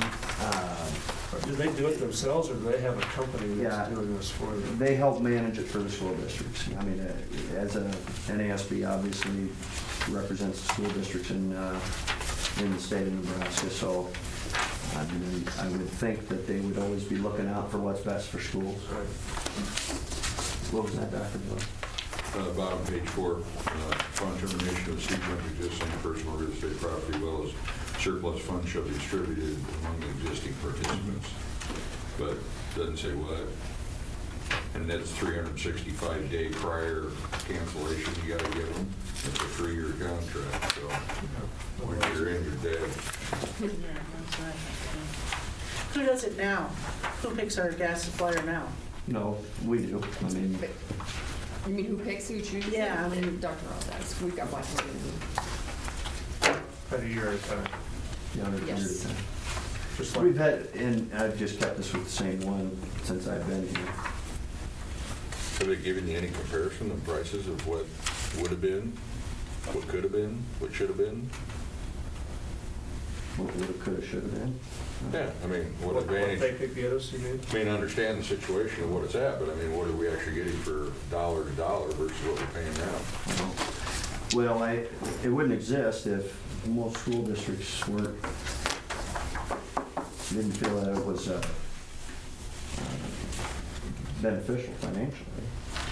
But I didn't do a matrix comparison of what we've spent versus school district our size and how many therms they use. Well, I understand all that. I'm just saying, you're saying it's financially advantageous, but my question is, to whom? Well, there's always somebody that's making some money off of something. Yeah, I know. So I'm not against it. I just wanted to know what's going on. Well, Probably couldn't look at the future for that, you'd have to look at the past, and what we paid last year, and what they had it locked in for last year. Do you lock the contract in now for 1 or 2 years? 3. right now it's every year. Every This would be year? for 3. And who's our supplier now? Do you know? Black Hills. So I guess it doesn't matter to me. It's just it's a benefit of being part of NASB. How long do we have? I mean, if we waited till next month, No, could you call them and see what they're? It's due. What time to set it? Yeah, we May make a 1st. decision this month. Yeah, it's due before next meeting. Do you remember what you locked ours in for last year? Is that in our bills, Cal?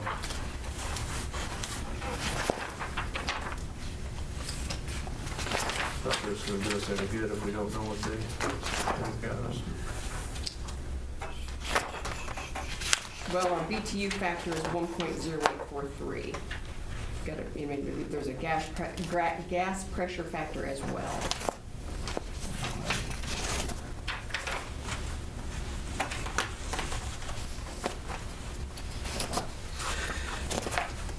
Natural gas going down when gases. Should. Pay attention, natural gas. Burned off. Yeah. Surplus. I mean, just I look think at it just gives you another set of eyes. It sounds like, there's a board that's what they do, is gonna watch the gas price and try to lock in at different times, and say just one time during the year. So I guess I don't see what it would hurt to have different eyes on the gas price. You try to get something a little lower, but yeah, you kind of, it'd be nice to see what price they did get and just compare it. Yeah, it'd be nice to know. You would think they'd do a better job than what. Yeah, and just I think that's the whole volume point of discount it. should get it. Yeah, the volume of 60 different schools or whatever it was together. And they probably never had the opportunity to deal with Dr. Art like Blackfield Energy has. It's like it's a good deal no matter what. I did not call Black Hills Energy and tell them to save us a penny on a therm, but.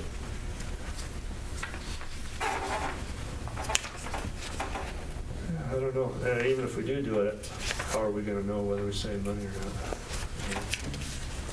The only thing that really bothers me on the whole thing is that, there's funds being passed around, excess funds. It's like, well, they're collecting them. And does the board get to go on vacation, or just the superintendent, or the principals, or?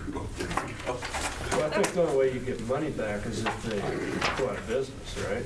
Shut it down. It isn't like they have a profit and they return the profits. I didn't get that out of it at all. I got that if they sold off something or Right. part of the business or whatever. But they do charge a fee. Well, yeah, that's what I couldn't find, is that there was a fee in there. I mean, does the fee offset any savings? Yeah, that's what I was. Is there a fee? Because I didn't see if I there didn't see any was. kind of fee that You know well as I do, the board that's doing this is not doing it for free. Well, we're members of the NSAB. I mean, we pay our dues. Is that part of what they do with their due money? It's just a cooperative setup to help school districts to get the best price for their gas. I mean, I don't know. Cooperatives are not. And you don't know, designed to- because you said you got 1 month to set it, right? I mean, the prices in that month, that's Yeah. now. And where they I don't set know it. whether they can set it anytime during the year. Well, like I said, they look for, as you saw in the email, they look for dips in the market Right. and lock it in. Right, so they can market it all year long, where Mm-hmm. you can only purchase it 1 month the way you're doing it right now. Well, During that's, that yeah, month. I've been getting solicitations via email and mail for about a month, Says the effective date on which natural gas services to be procured through C-Jump shall be no later than the period succeeding June 1 after execution of this agreement. So April 26th is the deadline, so, you have to decide today if you want.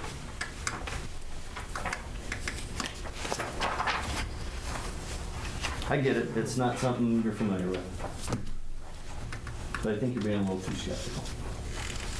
I just don't think they have enough information. You don't know what it's gonna cost. You know, like you said, if we lock it in for 3 years, you have to give them a year's notice before you, you know, so how are you gonna know in 2 years if you're happy? Yep, when you look at the 4 pages here, it's all protecting them. It really doesn't say what it's doing for us at all. Well, yeah, Other than well, principles. it's locking in the lowest rate based on their expertise. We're not gonna know what that is. I mean, I guess there is a trust factor that comes. You're basing that they're experienced at this, professional, that they're gonna do a better job than what we're paying him's gonna do. I'm not gonna do any better than they are. Right. If you do, it's just a guess. Unless you get lucky.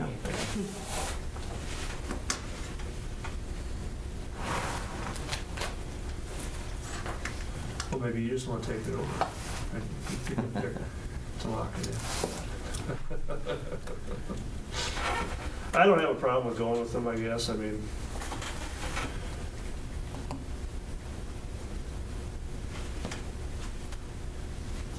I guess if we're totally unhappy with it, we can get out in 3 years.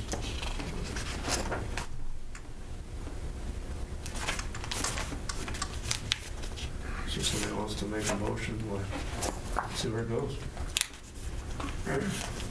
I'll make the motion for the 3-year LO agreement with C-Jump for the natural gas purchase. I'll second it. So myself, yes. Krista? No. Dr. Thor?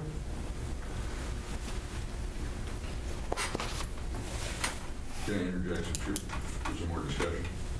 Okay. Participant may withdraw from this agreement providing written notice to C-Jump and other participants at least 365 days prior to the end of the 3rd year. That's because that's when they start. So it's a succeeding contract. Is that correct, Dr. Arnold? I mean, it rolls on if we don't jump out? Yes. For 3 years. Yeah, so if we don't notify them we went out, it automatically renews.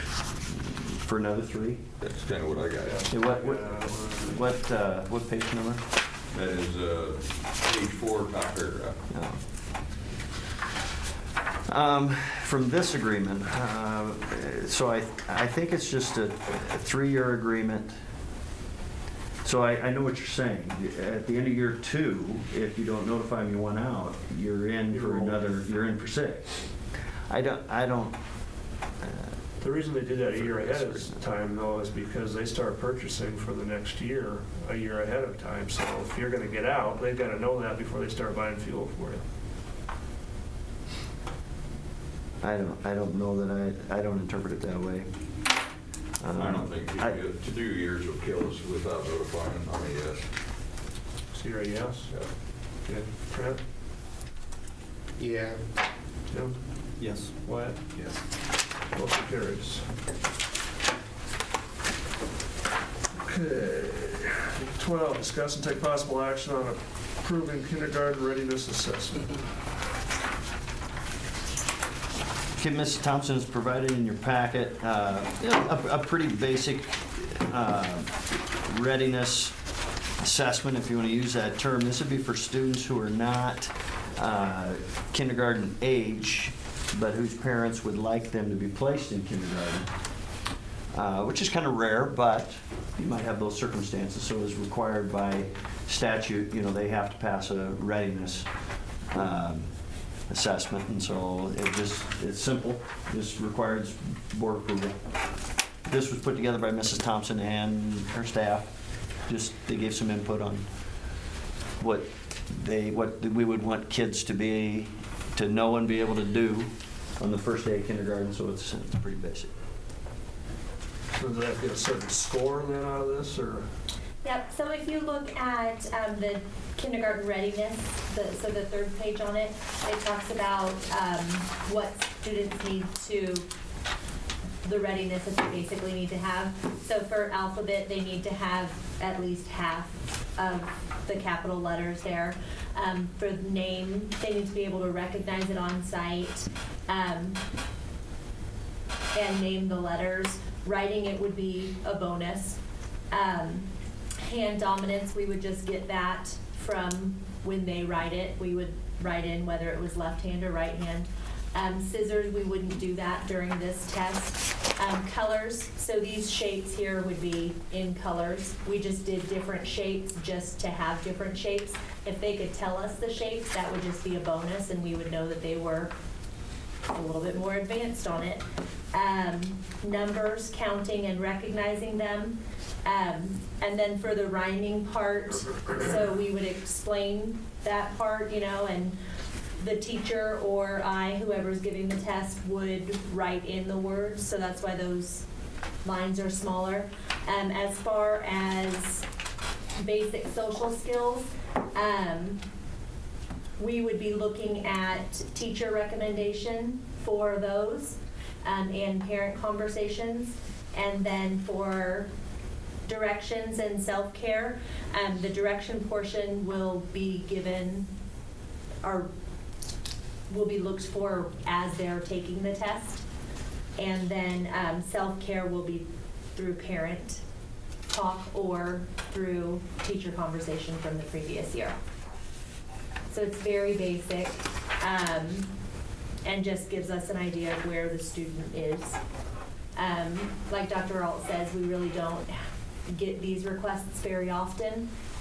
We just have to have a board-approved test in order to allow a student into kindergarten, and we do have one this coming year, and she misses the cutoff by 2 days. And she was in our preschool, and we'd like to be able to give her a test so she can continue on to kindergarten if she passes it.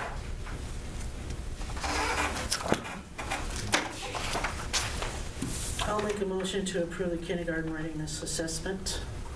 Second. It's been first and second. Wyatt? Yes. Tim? Yes. Trent? Yeah. Dr. Thor? Yes. Kristen? Yes. Myself, yes. Motion carries. Thank you. Yep. Discuss and take possible action on Emily Reese's resignation. So she accepted a counselor position with Wisdom Federal Public Schools.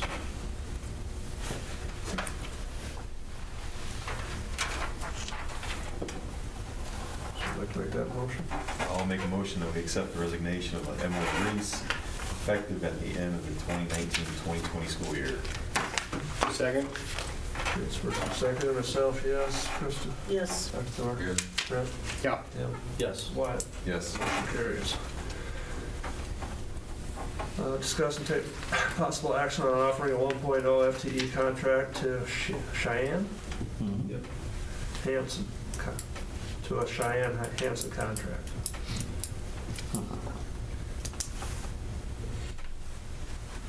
And she would be to replace Mrs. Reese. And you have her resume there, so you know a little bit about her.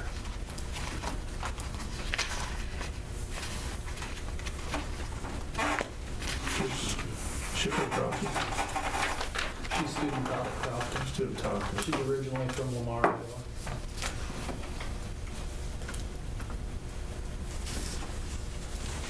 Possible speech and theater coach. Possible. She Yeah. has, yes, some high interest and skills in those two areas. Will she be allowed to wear yellow and black? Not around Mrs. Thompson.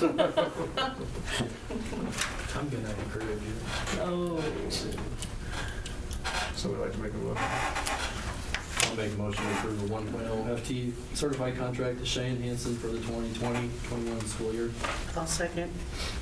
It's been first and seconded. Dr. Thor? Yes. Kristen? Yes. Trent? Yeah. Tim? Yes. Wyatt? Yes. Myself, yes. Motion carries. 15, discuss and take possible action on a 1.0 FTE contract to Mike Pardon.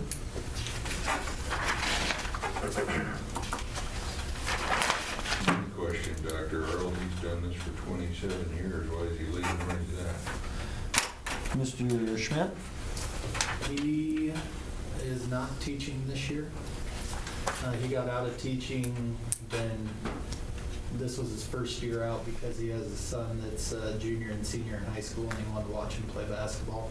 and travel around, and so he wanted to take off coaching. And now he wants to get back into it, and he wants to move east because he has a boy who is the strength coach and coach at Hartington Newcastle. He has a daughter that is at Wayne State going to UNL for law school, and I'm pretty sure he said his boy is going to be going to Wayne State too. So he wants to work east and get closer, and wants to get back into coaching because he missed it being out of it for a year. So Looks like he can fill in a lot of different places. we don't have exactly finalized for sure what all he'll be coaching, but he will be helping out with basketball for sure. What's he gonna teach? PE and health, strength training.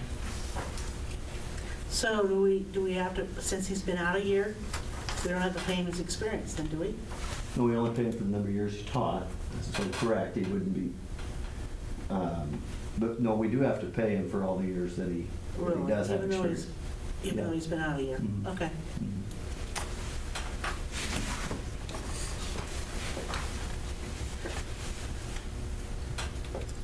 I'll make a motion to approve a 1.0 FTE certified contract to Mike Barton for the 2021 school year. Second. Okay, it's been first and seconded. Wyatt? Yes. Kim? Yes. Trent? Yeah. Kristen? Yes. Dr. Myself, yes. Motion carried. Okay, 16, discuss and take possible action on offering a return to work agreement for classified staff. So we kind of discussed this last month, and this would essentially be for their next pay period. There would be a pay period in June, which would be how many days, Cal?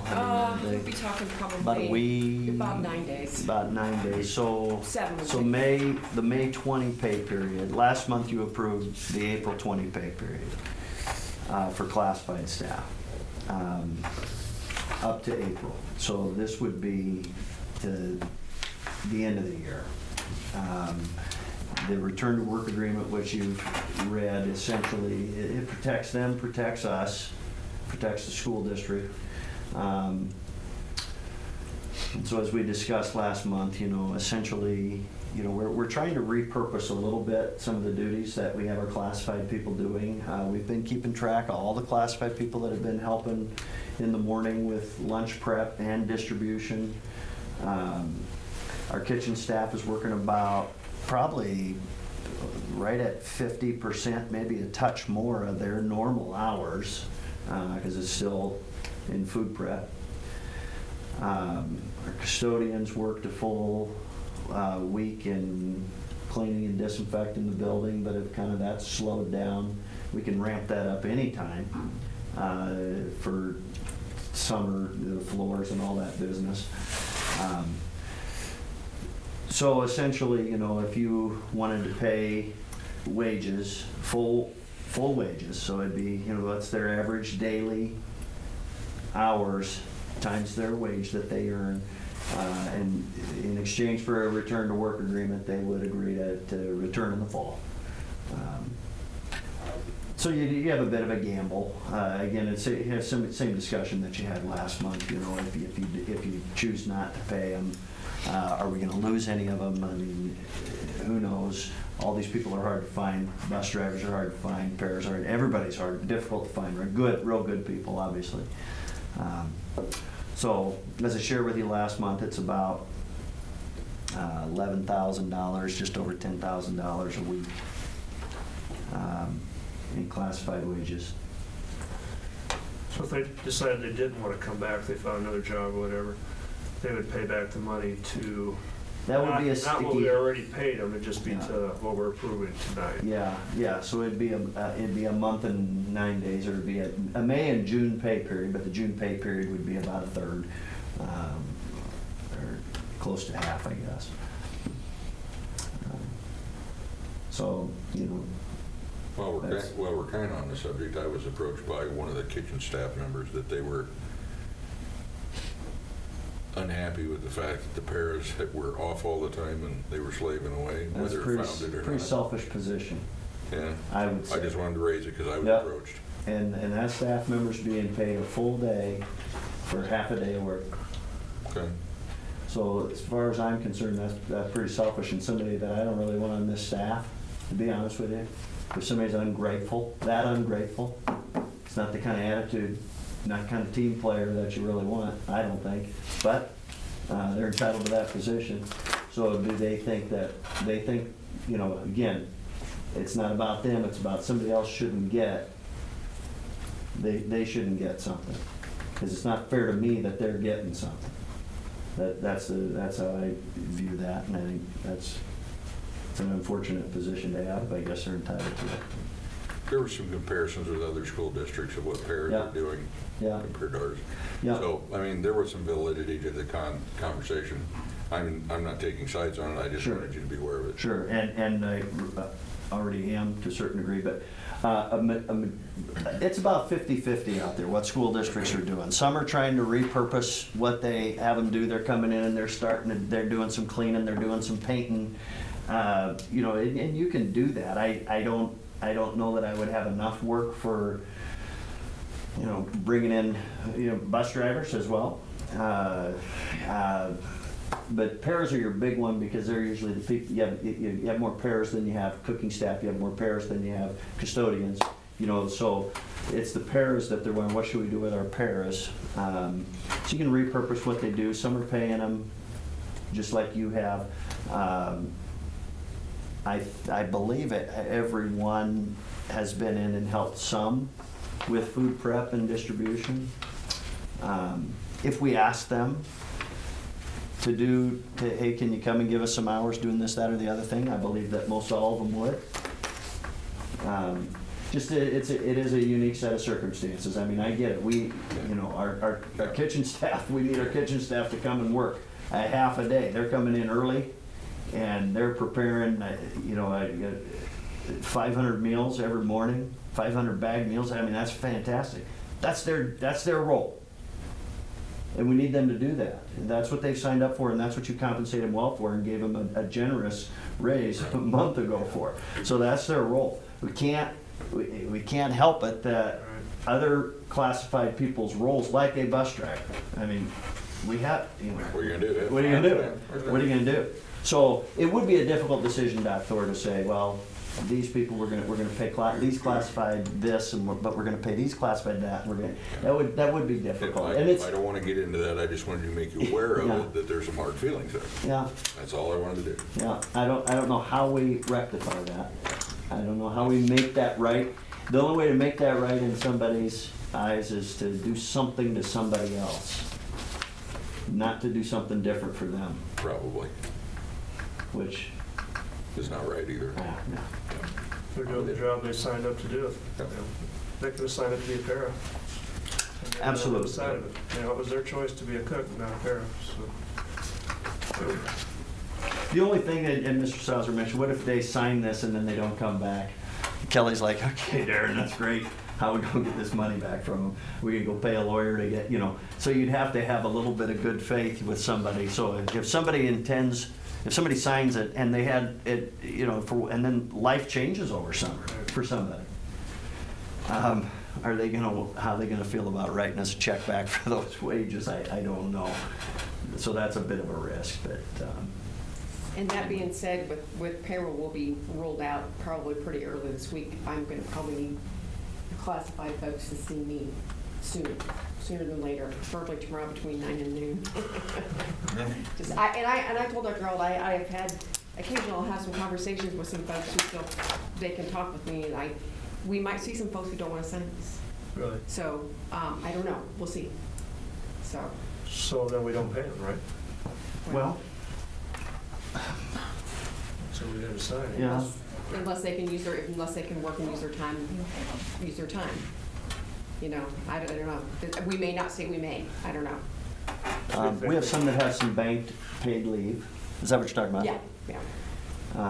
And so they may choose to spend that, which they're entitled to. But I agree. We might have some of that. I don't know where I'm going to be in, you know, what's gonna be happening, and this locks me into coming back in August. Well, Well, it I guess I doesn't. would take that pay that you're getting paid for. Put it away. And yeah, put it, give and put it back away. if you don't And if you come back. back, you've got that little bit of pay bump in August, and if you don't come back, you never had it in the first place, you just tear the check up. I don't know, whatever. So what happens if they sign it and they would retire? I mean, I guess it'd be like. If they're gonna retire, they better make that decision now. But if something would happen, Yeah. you know. You know what, at that point, I think, Trent, that's a good point. If something would happen beyond their control, then I think that would be a board decision to decide to just look at those circumstances and, okay, are we gonna, work with somebody on, yeah. I mean, they need to know that this isn't, you know. Yeah.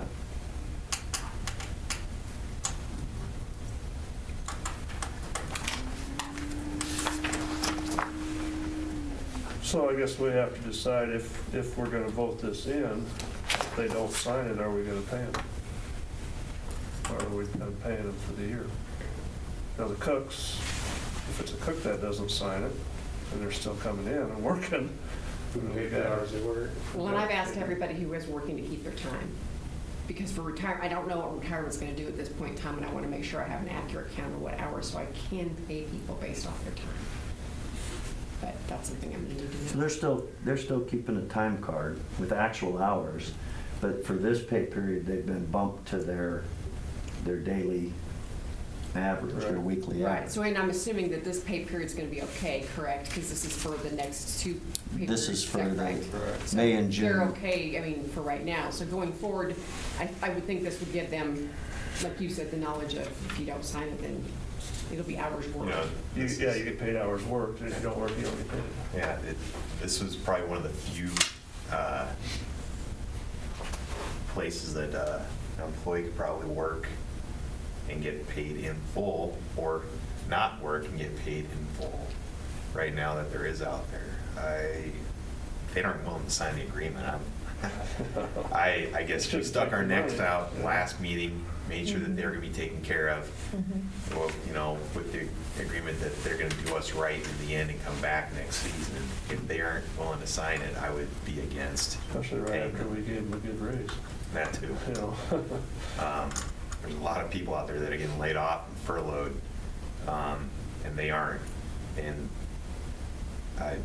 we're taking care of them. We're willing to, just for a signature and for a commitment. There might be a lot of people looking for a job come next fall. That too. You probably could find somebody to fill the position.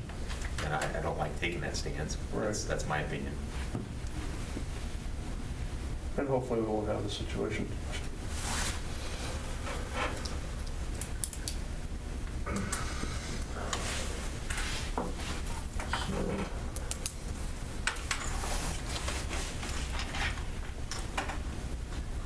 Are we willing to approve it?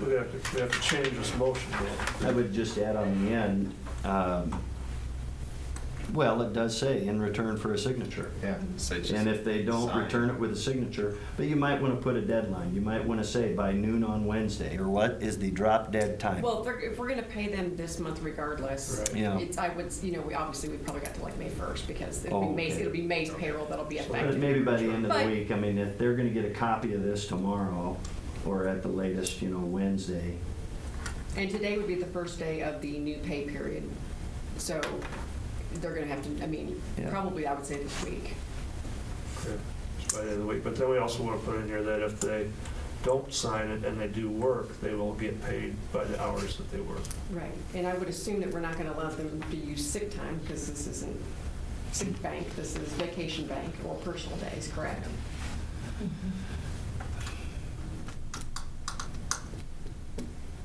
You might have somebody that has 45 days in the sick bank, says, I'm just gonna use my sick time, and I don't think this is really qualifies as sick. Right. Just so they don't sign it. Yeah. It seems just wrong, but. Well, if for example, if we've got kitchen staff required to come in, they can call in sick.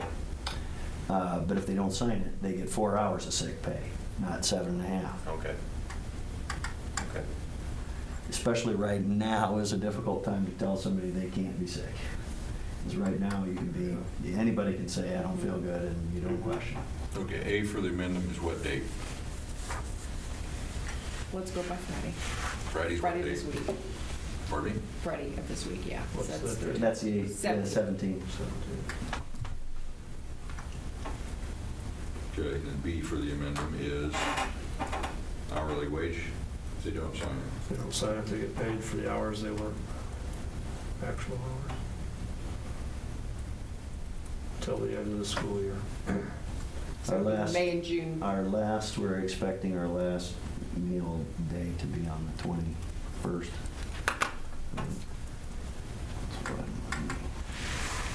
To the end of the year. Yeah, you could just say till the end of the contract year. School. Okay. May 21st. I make the motion to approve paying class satisfied staff their average weekly wage through May 22nd, return for signed work agreement, which has to be signed by 4/17/22. If they do not sign it, they will be paid for hours worked to the end of the contract year. I'll second that. Wyatt? Yes. Tim? Yes. Trent? Yes. Yes. Vicki? Yes. Myself, yes. Motion carries. Heather? Tim, do you need to abstain? Yes. That's a good point. Yes, I abstain. Yes, the catch. Just rolling through. No wonder you're so quick to say yes. I'm sure that's the legal way to. Got it last month. Sorry. She's not gonna sign it, she's No. gonna. If you wanna give That's Tim okay, a- she comes in and works every day Gonna anyway. tear it up. Give Tim a copy, he'll sign, you get. Sign for it. Okay, 17, discuss and take possible action on hiring an additional elementary teacher.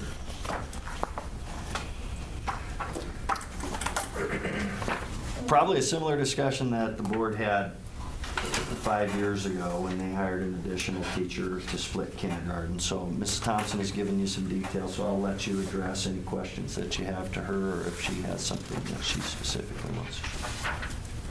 So I don't know if you all had time to look at the justification that I put in your packet, but we talked a little bit last month about the class breakdown. I got a little bit more specific of that particular group, just to show you the needs of those students before the pandemic. And you can see that that group of students is a bit of a needier group of students. Our numbers have changed some, so we do have 2 of the 30 that are being retained. One who is supposed to be moving away, but they have not transferred out of the district yet. So I don't know that we can actually count that as a move yet. And then one that we know is moving into the district. So if we have 28 students, we know that 39% of the class was at below grade level according to our winter testing. So already going in, we're looking at a lower group. Then when you look at summer loss, which summer loss is typically a 12-week, now we're looking at a 22-week summer loss instead of a 12-week. It's just going to be a much larger loss, especially considering they're not really getting that 4th quarter. And if you talk to any kindergarten teacher, they'll tell you that that 4th quarter is when you really start to see light bulbs coming on, and you start to see the kiddos getting it, and you start to see the excitement in them, and they're not getting that this year.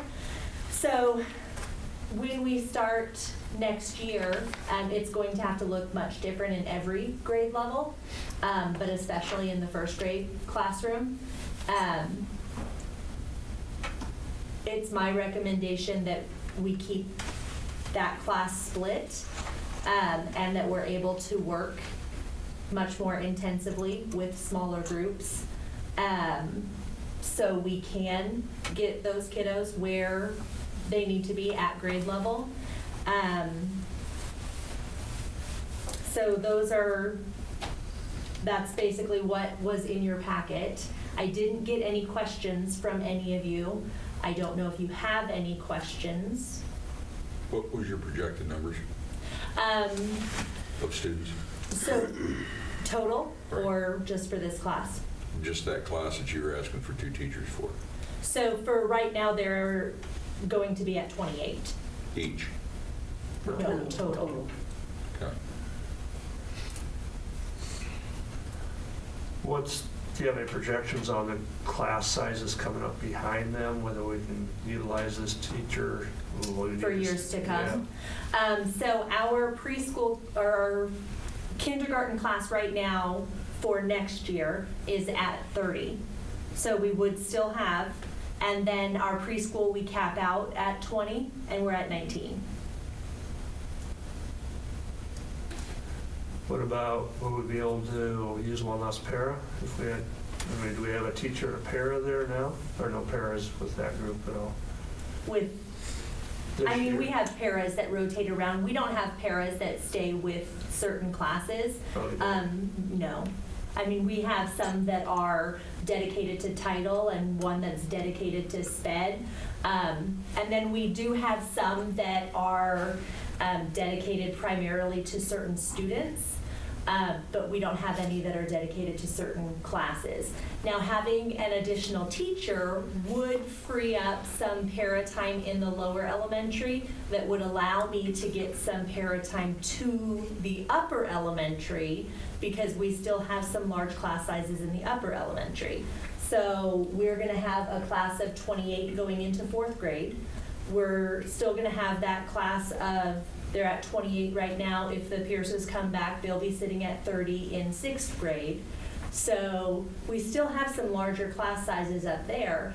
The difference between the two is that a class of 28, where a majority of the class is on level, versus a class of 28 that 40% is below level. It's comparing apples to oranges.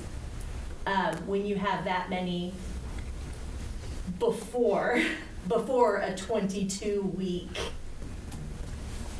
summer loss. Because anytime they talk about summer loss, they talk about when you're not gaining some, or you're not getting some kind of formal teaching program. And they're not in any kind of formal program. I know that some parents are doing a phenomenal job, and we get pictures and we see things that kids are doing at home, and I'm like, yes, that's amazing. But unfortunately, I know other parents who they're working 2 jobs, or they're just not able to do that for their child.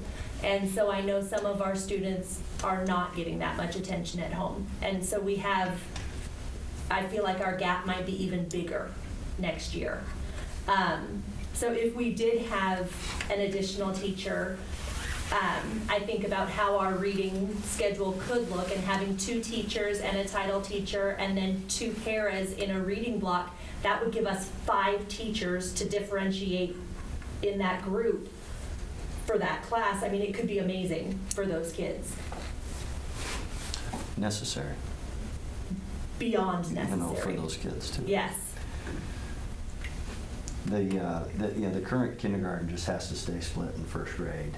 I mean, I really do think so. I love the philosophy of splitting your kindergarten, even if you've only got 22 kids. I love the philosophy of a very low teacher-student ratio in kindergarten in particular. But that kindergarten class this year was split out of necessity. They were just too big. So it's good to have them split. They have to stay split in 1st grade. Yeah. And even if you had a full-time dedicated para, paras are amazing. They do great work with kids, but they're not a certified teacher. And so 1 certified teacher for 28 kindergartners is, especially with the needs that we know some of these kids are going to have as well.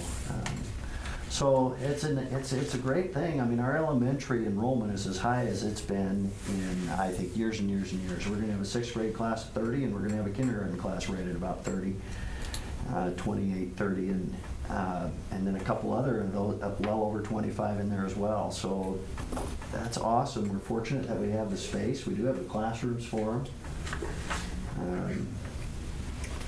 You know, so we're understaffed.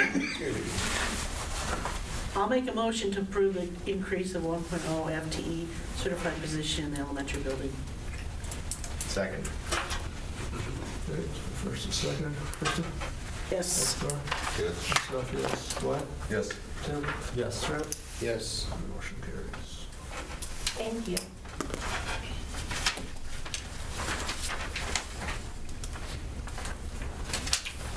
Okay. Discuss and take possible action on Jess Horseman's resignation.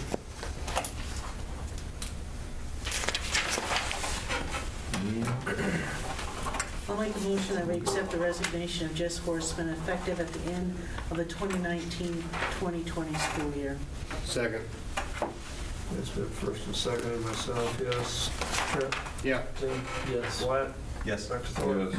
Kristen? Yes. Motion carries. Can I say myself? Yes. Okay, reports, activity director's report. Not a whole lot to report to you. All sports are canceled, so. How's the track holding up? It looks great. Things are getting put away. But I did want to share with you guys, I am working with Mr. Reed. We want to do something, getting kids awards for things that they've done, getting letters out, stuff like that. What it's going to look like yet, we're meeting tomorrow night to kind of start piecing an outline together and try and figure out exactly what we want it to look like. So the ball's starting to get rolling with that, but I'll have a lot more information next month when we meet of what something like that is going to look like. The NSAA also passed that all physicals from this year will carry over to next year. The only people that have to go in and get physicals done, and this is that they have to, are incoming 7th graders and in freshmen. Other than that, physicals will be considered valid next year if they had one this year. So basically, nobody has to go get a physical unless you're going to be a 7th grader, going to be a freshman. But other than that, extra duties, I should have that finished up next month. I have a couple coaching positions left to fill. Other than that, all pretty well done. Fall contracts are done, other than volleyball, trying to add a couple more things. Winter's pretty much finished, and then spring, just getting that stuff finalized. I had a couple more contracts coming tonight, so should be all pretty much done coming out next month. So. All right, thank you. So you talk about the junior high? Yeah, we're just gonna do that in Okay. We can go straight into that if you want to. let's do it now, doesn't make any difference. We can. I did make a copy of our schedule that we made for you guys, and I know we brought up, I already gave you one. Brought up junior high sports next year, and with our schedule, wanting to do junior high sports outside of the day, and what exactly that would look like. And right now, if we were to keep it during the day, we have a couple of issues with, we have PE matched up with a couple of electives, so if we were going to do it, we would have to drop a couple of our Explore classes that we are currently teaching.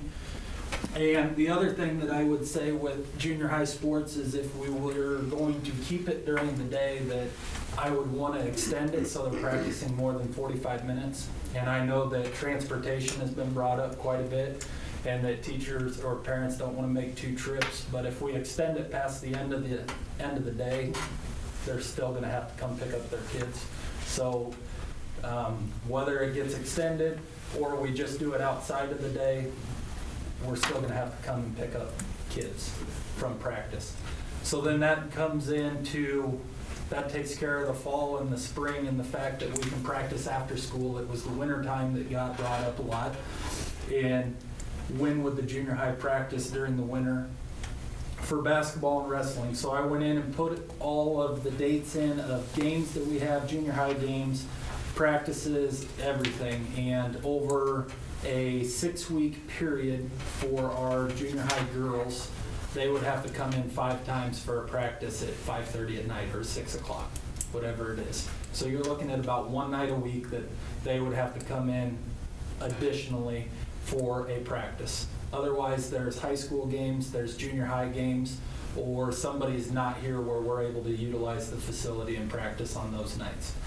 Boys-wise, there were a few more because there's a lot more things going on in January, but I still think that number was only at 7 is what they would have to come in. And the main reason for doing this is, I got some math put down, but if we do PE during the end of the day, we're missing out on about 150 hours of education just in one period for our junior high kids. And in that education, we would be doing PE and health for a semester's worth, and then it would be a quarter of PE or keyboarding and art are the other two that it's worth right now.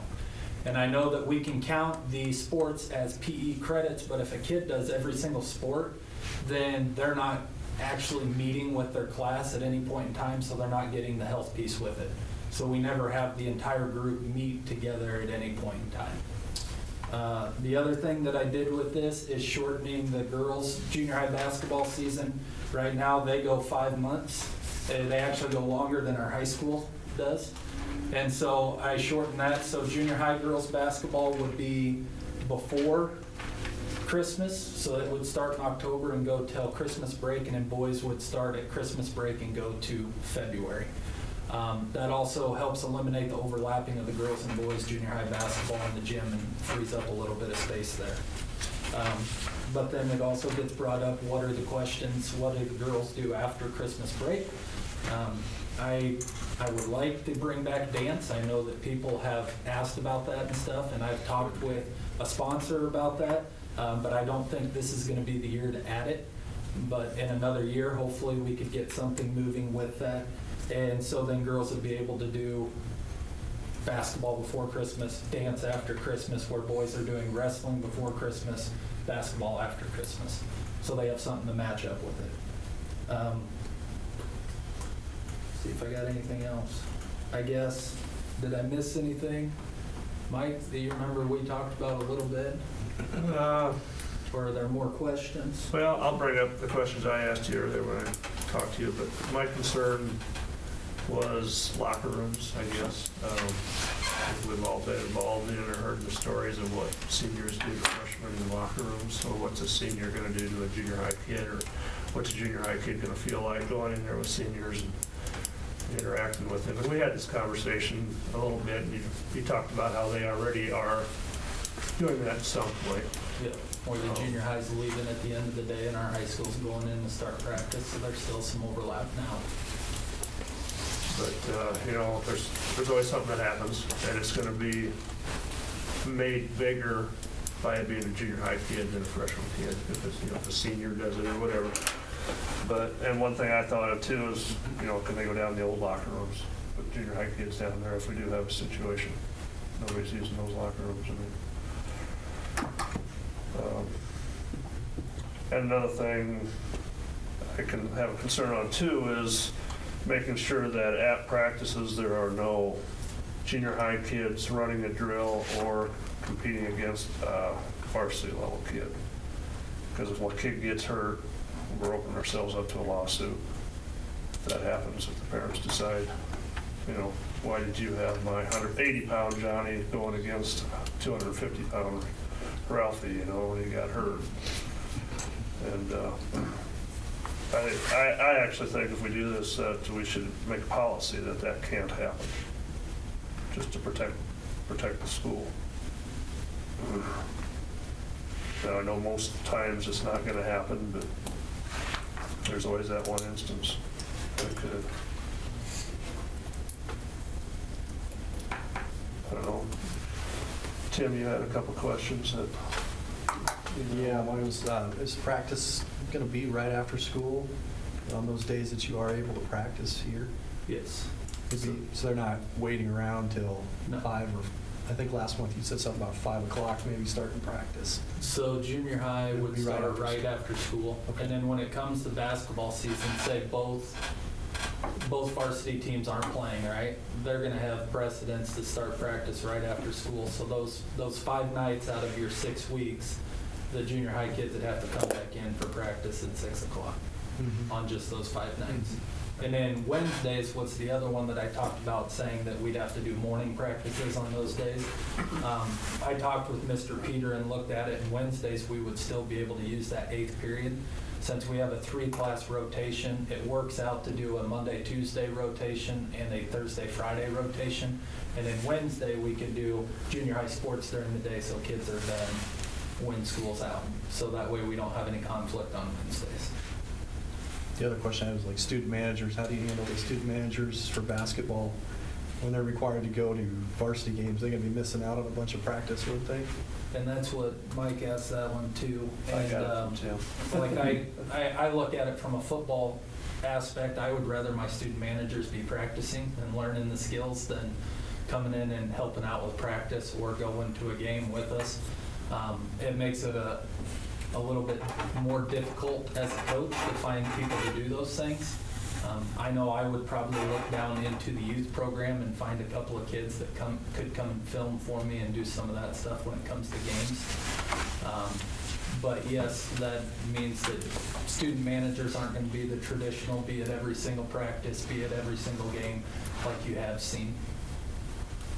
What about, I'm sorry, go ahead. No, go ahead. What about a kid is in junior high and they have a kid in high school?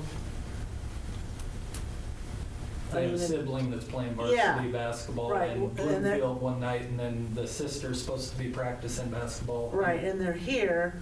I mean, most of the time families take the families to the games, you know, so they're going to be missing practices then, aren't they? I mean, could that be a problem?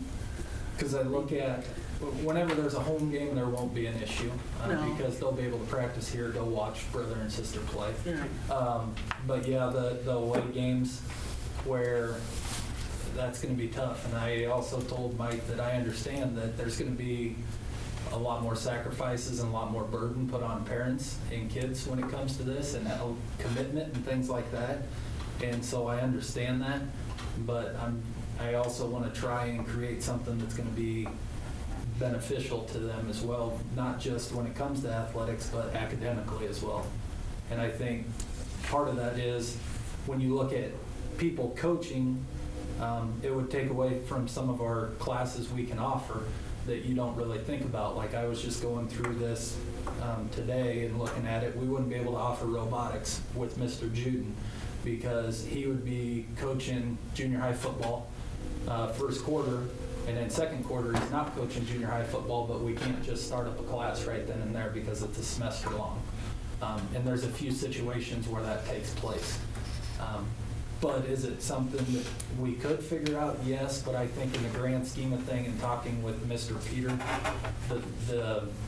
what benefits us most would be doing it outside of the day. But I fully understand that it's going to be difficult, and there's going to take a little bit of effort, scheduling and things like that, getting kids where they need to be, and a few sacrifices made with kids being able to watch siblings and stuff like that.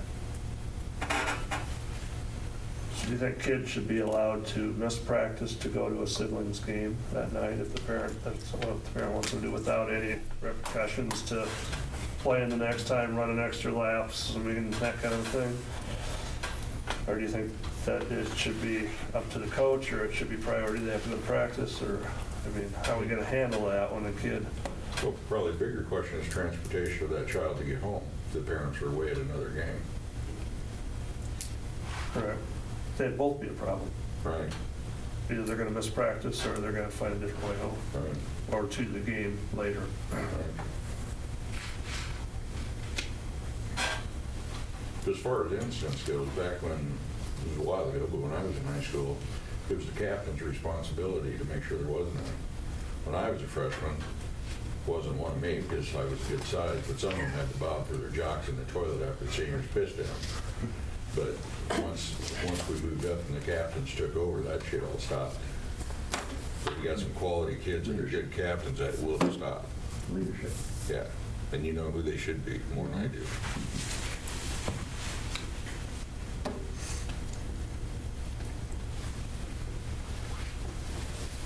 Are the coaches receptive to that you got? I've How's that talked been to, going? I haven't talked to all of them, but I've talked to the majority of them. They pretty much, the one thing that any of them bring up is them worried about a few kids not going out possibly at the junior high just because of that, having to meet those needs. But really, not one coach said that they were completely against it. There were a few that said they were for it, but the majority of them all were just either way they're for. I shouldn't say the majority. All of them that I talked to think that we can do a little bit more with them to try and better the situation and try and help them be more successful. So I wouldn't say that anybody's against it. And I've got a little bit of feedback from them, but the youth programs were brought up and worried about, especially with basketball, the youth having time to get in the gym. And I know I'm going to put a calendar together to figure out exactly how much time we would have for our youth programs that they would get in the gym and stuff, but I haven't quite got that one finished yet. But I know volleyball-wise and stuff like that, it's not a problem because we'll be able to get in the gym right away. It's just during the basketball months. So is there any way you can, say you do this a year later, you can give us some feedback from how it's going? I mean, there's no real scores or anything that you can give us, but as far as maybe surveying the coaches and saying, okay, how many kids do you feel we lost because of this, have they been out? And reevaluate it after a year and see whether we think it's helping or hurting, you know? And if we think it's hurting, would you be willing to get back out of it in a year or two? Yeah, I mean, I'm open to changing and stuff like that. And that's part of what sparked this whole thing. I think you have to give it at least 2 to 3 years to really figure out if it's something that is beneficial or not. Part of that is just because you're going to see a little bit of pushback because it is a pretty significant change in that, and that it's not the most convenient format that we can have, but I think it is one that benefits our kids the most, and that's why I kind of look at it.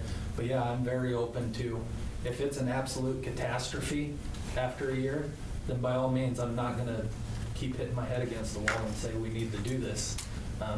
By all means, we're going to make changes, but I just want our kids to be successful, and I think we can do more at the junior high level with them right now.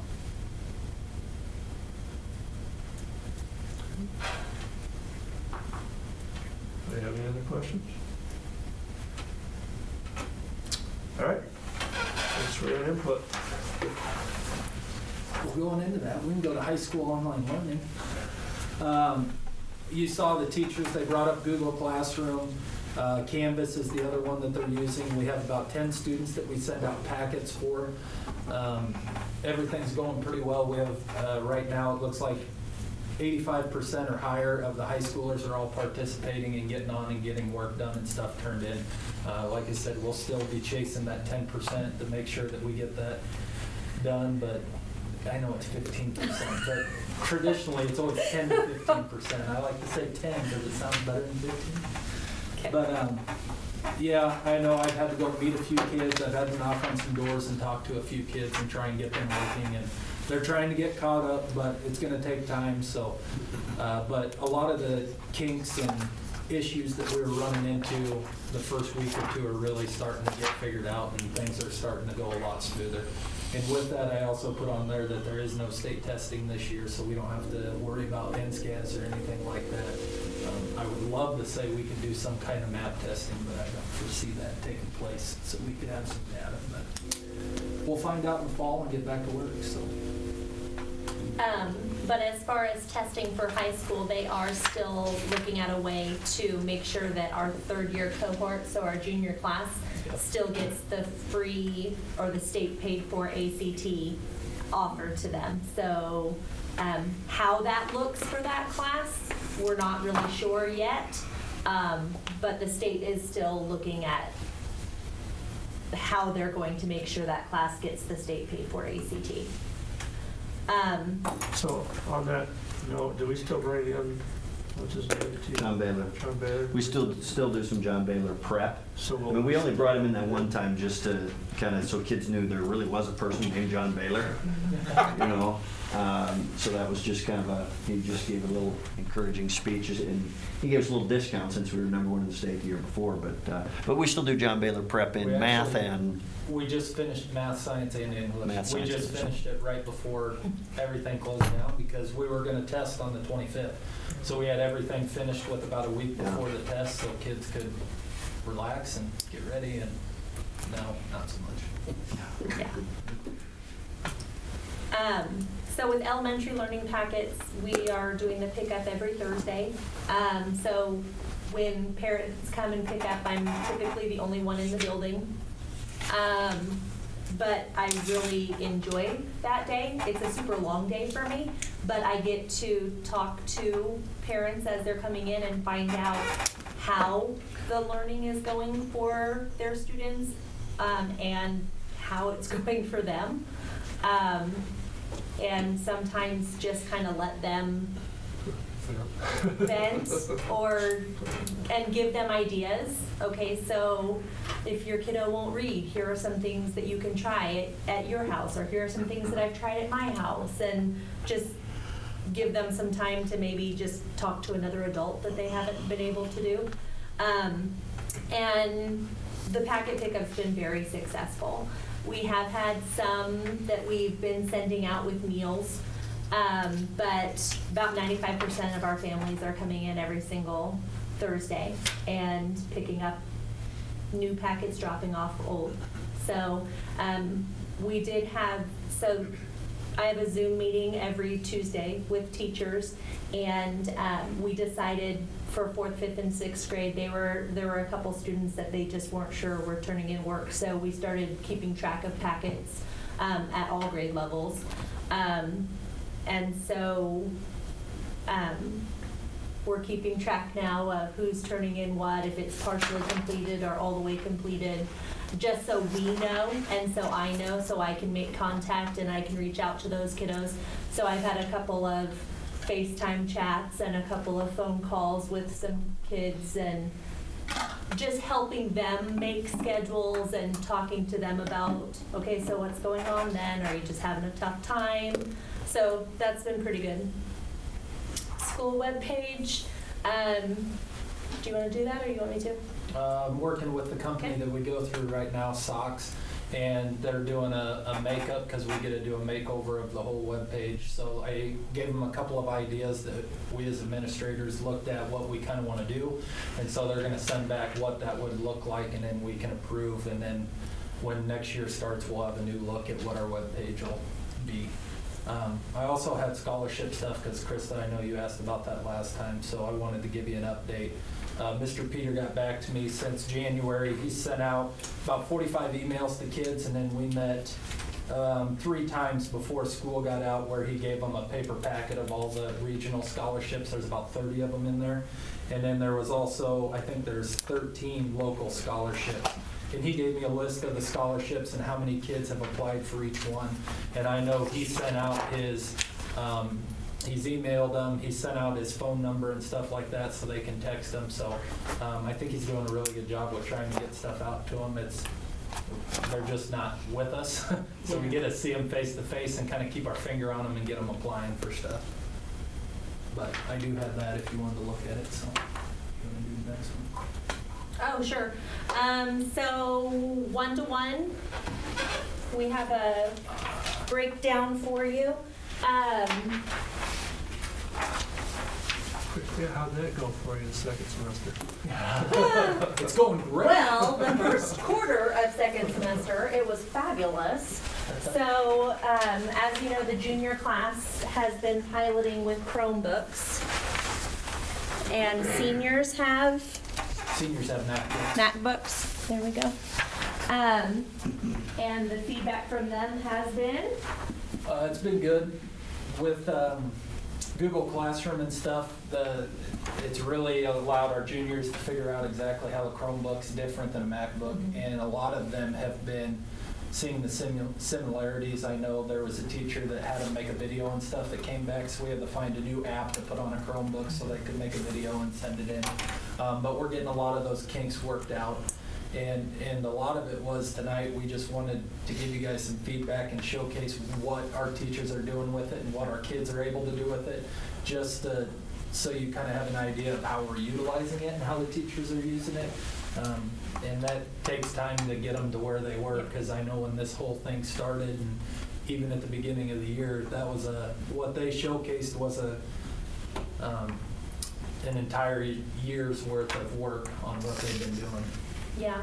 So as you know, we've been having Katie Morrow come in, and she works at ESU 8, and so she's come in a couple of times this year, and she's worked with our teachers on different technology that they can be implementing in the classroom. And so teachers have really I feel like, have taken off on what they use in the classroom. And I feel like that has helped tremendously when Corona decided to make its way into the world. And so now, where we sit with one-to-one, we are lucky enough to, since we did the 2020 Chromebook purchase, we were lucky enough to have devices for all junior high and high school to come and pick up a device. And then I went down from 6th, 5th, and 4th. I sent out a survey and just asked, do you have an older sibling that has a Plainview device? Do you have a device at home? Do you have internet? And just asked a couple of questions. And from that survey, I got devices into the hands of 6th, 5th, and 4th grade students who needed it. So all the way down to 4th grade, we have devices in the hands of students, which is pretty awesome. And I will be getting devices, iPads. So we're done with laptops, and now I'll be going second and further down with iPads to get more devices in the hands, because our second and first grade and even kindergarten teachers want their kiddos to have devices as well, because they want to work on IXL or different things at home during this time. So what we're looking at is wanting to do Chromebooks for, yep, go ahead. I'll do the math. Yep. Basically, I just broke it down so you could see what Chromebooks we were looking at. The smaller Chromebook, we figured we could do 3rd through 8th grade. Because it's a little bit cheaper. The 14-inch Chromebook would be for our high school kids, and a high school kid gets a Chromebook as a freshman. That Chromebook follows them all the way through when they're a senior, so that stays with them. And then by the time you get the Chromebooks and you were to put a shell on it and get the management system, if you were to do our entire 3rd through 12th grade right now, it would be about $60,000. And when I talked to Tom, I wanted to see what it was he had for technology costs that he was going to have this year. And so I asked him, he had about $8,000 worth of stuff that he needs to get, but then he said he needed to upgrade 1 or 2 carts of our MacBooks. And so if we were to do 1 cart, that's $30,000. If we do both carts, that's $60,000. So really, essentially, you could go 1-to-1 Chromebooks, 3rd through 12th grade, for the same price that he would just update our MacBooks. Update only 2 carts. Yeah, out of 4 carts that we have. So half of them. What happens to the old ones? Chromebooks or the MacBooks? Either. I don't know what he does with the MacBooks. I've talked about doing some kind of technology sale, but by the time, because the old MacBooks are 8 years old. Yep. So I don't know what he's done with them in the past. I don't know either. Once they cycle from teacher to student to elementary, I mean, once they go through X amount of years, I don't know what they're worth. He's pretty much said, when I've talked to him about, well, a technology sale or something like that, said that they're not really worth much. So I don't know if we could do a technology sale or something like that. Our with the newest MacBooks. purchase of MacBooks were for teachers, so those will stay. Those will stay, So yes. we don't have a new set of MacBooks No. that we would phase out anytime soon. you No. know, That we would phase out that are still, higher end laptops, so. The And- newest MacBook, he said, was 8 years old, I think, that our kids are using right now. Yeah. So how many MacBooks do we have? We have 140, is that right? I believe. Because we can go, we had 132 MacBooks that went out in this building, minus the 20 Chromebooks. And then how many computers did you send us? 23. 23. So yeah, right around the 140 mark. So you're 110 of them that are still good. Roughly, right? I know he's just starting to phase them out, so I don't know how many he would do each year, how he would break that up. Do the devices we have still work? Yes. But how much longer are they gonna last? I don't know. In your survey, how many families do not have internet? If you assign assignments to go home, how many of those families did not have internet? So when I did that, there were, I think, 65 that got back to us on that survey. And I think out of those 65 families, 4 did not have internet, or 6. Because I know that was one of our main concerns when we looked at 101 before.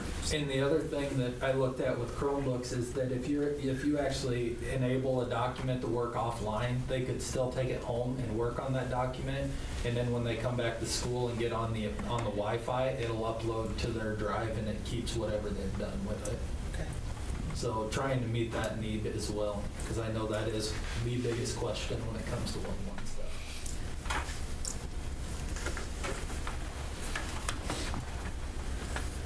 So you talked about the younger grades wanting computers too. Can you use those? Will they work for the younger grades to use? Yeah, I actually, when I was in the classroom, I taught and had a Chromebook cart in my classroom, and I loved having it in my own classroom. And once the students log in once, all they need after that is just to put their password in, and it saves. I mean, But it's. you're not talking I'm talking kindergarten through 3rd grade that aren't getting them. Can you use these old computers for them? Are they not really compatible to that age group? I wouldn't want to go computers all the way down to kindergarten. But you had just said that the teachers wanted to have them. Devices. Okay, not computer device. Oh, that's different. Okay. Down to 2nd grade, she does want computers, but in the hands of kindergarten and 1st graders, we'd be looking more at iPads. Now, we do have 60 iPads, so we could get those iPads that are typically in this building over to the other building and get those in the hands of our kindergarten and 1st grade students. And then we would, if we upped the order by, actually, no, not even, because we didn't count the 20, so. It's a device for kids that throw their food. Huh? It said it's an expensive device for kids that throw their food. Oh. So True. could like the 3rd, 4th, and 5th, and 6th grade use the MacBooks for a couple of years until they're. They could. When we were talking with Tom, the easiest thing to do is to have 2 different, not platforms, 2 different models. And so if we were going to do the 2 different models, then it's easiest, we thought, to do a 4-year spread and a 4-year spread. And that way, they just travel the 4 years and travel the 4 years together. You don't have to learn a new operating system that way. Right. And it's a so. little bit different between the 2. Right, and Tom's, when he's having to troubleshoot devices, he's only having to work on the 2 different types of devices. two different models. So, I mean, we could very easily do some kind of technology sale. We could go through ESU 8. They do different technology sales. There are lots of things that we could do. I think the first step would be to talk to Tom and see what he thinks they would be worth, what we have. But the carts that we do have we would still be able to use the same carts. We would just switch out the plugs.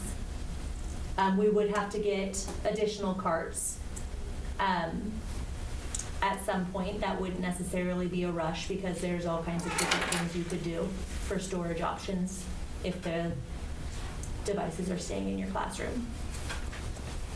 Question on technology sale. Who are we selling to? Or you sell it back? You can sell them to schools, you can sell them to patrons. Now, they are possession of the Plainview Public Schools, so you do gotta, make sure you're legit. You can't, you gotta give everybody an option. But I see it frequently, emails from school districts across the state that say, hey, we've got, a picture of something, we've got this for sale. We tried to sell our battery-operated handicap ramp that used to sit. It's still sitting in the shed, by the way. So that's the most common thing that I see. There's a glut out there of old laptops that school districts are phasing out. So they're really, it's a supply-demand thing. But you can get rid of them. They're not worth anything back to the company. They don't upcycle them or recycle them. Tom would know better, but it could just very well be that we discard them. That's what happens with a lot of old TVs. How many of us threw away a TV that was only 5 years old, but all of a sudden it's Sometimes you're lucky and just get somebody to take them off your hands. way obsolete.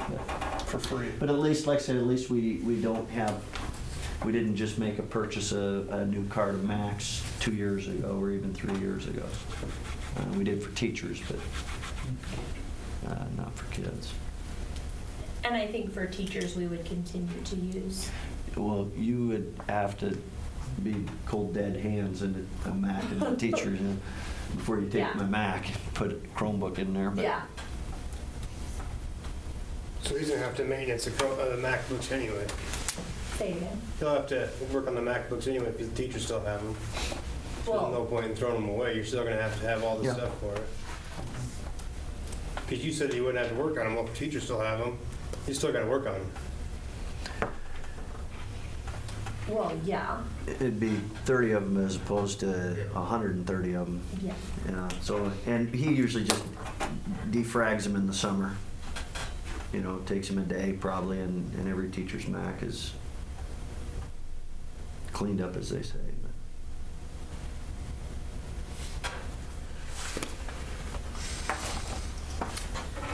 So I'll probably have an action item for you next month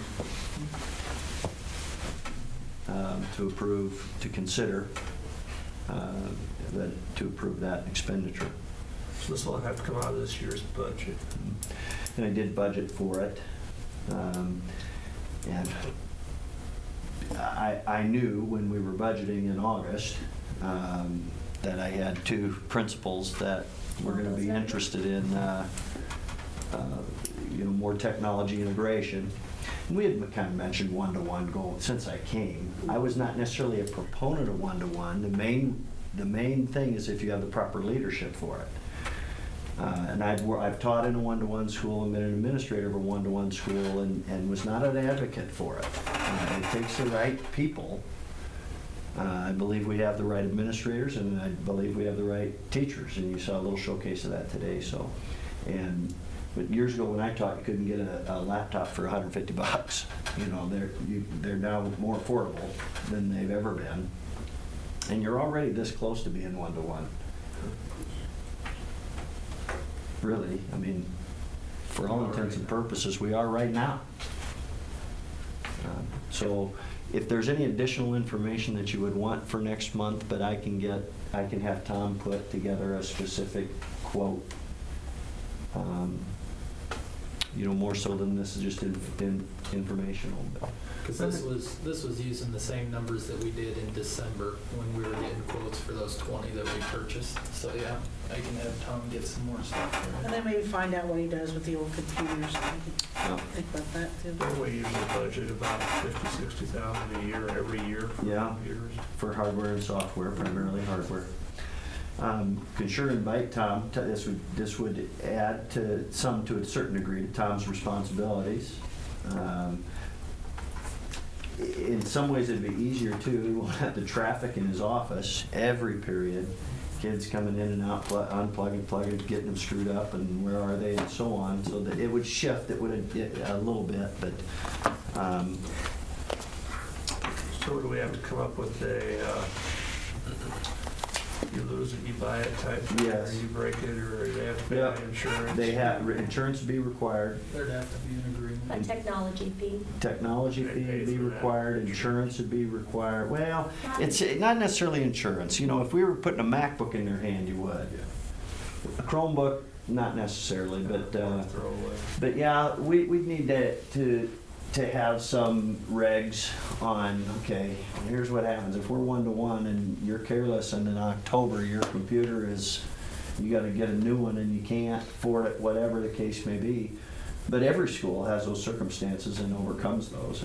I'm not going to speak for Tom, but I know he's made a comment too about insurance on these, that you're better off, you can buy about 10-15% more computers for what the insurance costs you. Yeah. And if you have one go bad, you've got a little newer show. Yeah.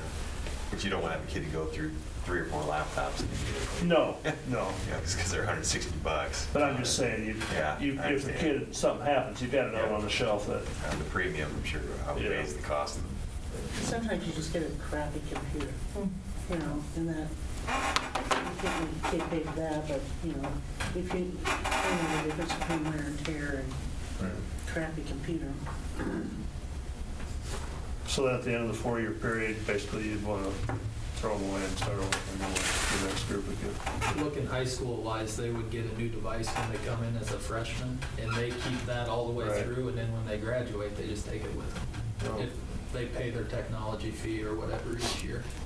If we charge $25, they pay that each year, they get to keep the device when they graduate. There wouldn't be a single kid going off to college that would be happy to have a 4-year-old Chromebook going into their freshman year of college. So it's a throwaway after 4 years. Yeah. A lot of colleges don't think they issue laptops anymore. They're part of your required book fee anyway, so you're probably getting one most colleges you go to anyway. UNL does not issue one. Dang. You weren't at that BYOC. Yeah. Okay, well, if anybody thinks there's something else they want before next meeting, why just let Dr. Arlen know and he'll get that information. Okay, you guys are done? Well, we had celebrations at the end. Like I said, graduation, honors night, banquet, elementary awards. We're going to do something for that. Have a lot better idea what it'll look like next month when we see you guys. You have to do a parade. Parade them around town. That was amazing. So all of the teachers loved the I parade. heard good things from the community too, so. Yeah.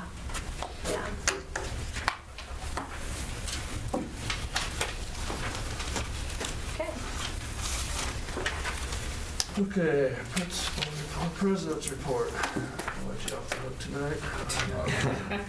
Superintendent. I won't. I've been here since 5 o'clock. I would like to say though, kudos to all the hard work and stuff, the teachers and the kids. I can tell you that the parents are much more appreciative of education and teachers and I administrators. talked to a guy who's got 3 kids. He said, all we did last weekend, we thatched the lawn, and the rest of the time we did homework. He said the whole weekend. So, Our our Yeah, teachers have done definitely. really well. Yeah, I mean, they- they've gone above and beyond. Yeah, There's absolutely. some really cool creative things that they've been coming up with. There's Yeah. been some flops by all means, but. And they're not only teaching kids right now, they're teaching parents too. Yeah. Yeah. So. Yeah, you do have an amazing staff here with a couple of amazing, leaders as well that meet with their staff at least once a week. So they have Zoom meetings. So that they're still staying connected. But teachers across the country are finding new ways to reinvent how they go about doing their business, and this is a very good thing. This is a very good thing for the future of education, because I believe things will be done different when they come back and get back into their boring routine in their classroom. They're going to be doing some things that they wouldn't otherwise be doing had it not been for this quarter. So the technology PD that we've done all year, brought in by Mr. Schmidt and Mrs. Thompson, has turned out to be spectacular. A lot of what you saw the teachers doing today, they've learned through Katie Morrow and the ESU and the PD that's been brought to us by our principals, and so that's turned out to be,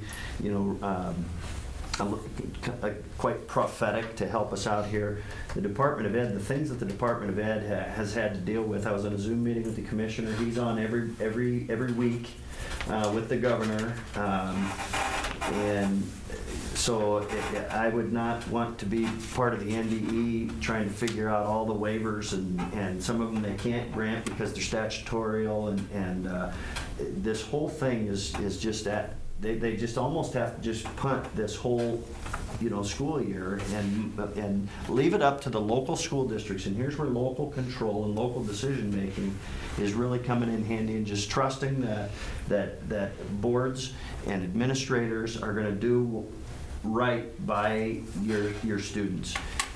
This fall will look different when we come back to school, because we can't just ignore the fact that we lost a quarter of face-to-face instruction, particularly at the elementary level. So there will be some things that will have to be done different, and that'll be a good thing, and our teachers will do amazing with that. But I want to give you a quick meal delivery report. We've delivered over 7,000 meals in 3 weeks. In our tiny little school district. We've delivered 7,000 meals. Now, I've had 2 complaints. Somebody said, well, Creighton's giving them hot meals. And that's okay.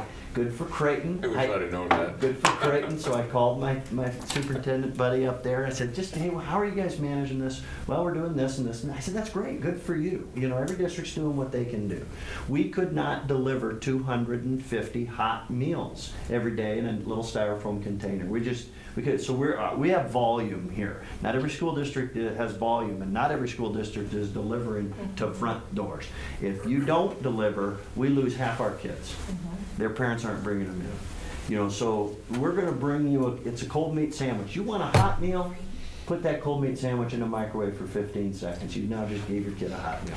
So so it's been spectacular. Love to see the teamwork in the prep. Love to see the kitchen staff just standing around the table together and slicing vegetables and bagging everything. Linda is working more hours now, I think, than she did when we were. So she's getting at least 40 hours in. we got 4 distribution deliveries. They love it. They love getting out on the road and delivering. So 7,000 meals we've delivered, and it's just really awesome service to our school district. And talk about strengthening the relationship and the trust between us and our stakeholders. That's getting it done. So this is also teaching us, problem solving, getting around obstacles, figuring stuff out. That's a great thing for our kids. One of the main things they're learning about this is how to problem solve. Teachers, the first week or two, some of them stumbling into technology, problem solving. You can apply that to anything. Flexibility, responsibility. This could be and should be a good thing for education, and we're going to make sure that it is for us. Our alumni mailing went out, it seems like forever ago, and we manage all that from right here. It's kind of fun to do. Gym floors have been done. We're still trying to hire a science teacher. That's going to be a tough one, folks. That's going to be a real tough one. Mr. Schmidt has a plan. If we don't find a quality candidate, he's got a plan. It won't be a permanent plan, but it'll be a plan. that will still work for our school district, looking at who do we have on staff, what are they endorsed in, where's their expertise. We can do this. It won't be the best plan, but it will be the best plan, because it's going to be maybe our only plan if we don't find a good quality candidate. So we're still looking. Most teachers are hunkering down though. The people that used to look at this was to be the peak of teacher hiring right now, and that curve is flattened. They're just everybody's just kind of hunkering down. So that's fine. We're gonna be fine. Our two principals, Mr. Schmidt went and knocked on the door. Some kid opens the door. Holy crap, that's my principal. There's a kid we haven't heard of, right? So we've got some students, and it's maybe if they ignore us. I talk to other school districts. What are you guys doing for grading? What do you? Oh, it's pass, no harm. Pass, no. And I don't criticize other schools. They can do whatever they want. Pass, no harm. You either pass, or no matter what, it can't be bad for you. That makes everything optional. That makes everything optional. It's optional. I don't have to do it because it can't hurt me. We're not going to all this work. If teachers go to quite a bit of work, honestly, we don't see it, and it's not happening right here, for this to be optional for kids to complete. The commissioner said doing nothing is not an option. He told school districts doing nothing is not an option. I don't care what you do, but doing nothing is not an option. So why would we accept nothing from our students? Because we have students that are irritated with us, because they have friends at other schools where they have where it's optional to do all this stuff that teachers are pushing out. Okay, so we got kids that are irritated with us. Well, it's not an option. We're working too hard. We're going to hold you accountable. Teachers are going to, principals are going to knock on doors. We're calling kids. We're calling parents. Now, some parents don't have as much control over what their kids do than others, and so we step in a little bit and we have a little more influence. Mrs. Thompson is in her building from 8 to 4 on Thursdays, greeting every parent. She's teachers, I don't want you in here. I got this. She manages all of that. So Thursdays are nice long days for Mrs. Thompson. So. And you guys know this, but you should be just super proud of your staff, every single one of them. I mean, it is, you just have an amazing staff here. There's here enrollment summary, vacation balance accounts. That's all I got. Awesome. Okay, do you have something you want to add, Jim? Or did you want to go home? It's bedtime for me. It is. All right, we're adjourned. Thank you, everybody. Thank you.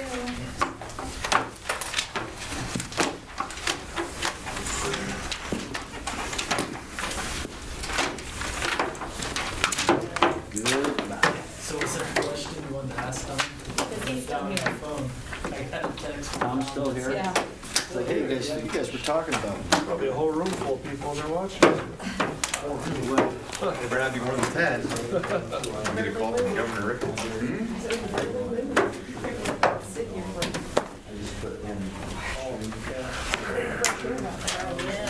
That would be fresh. But I did learn about where you go.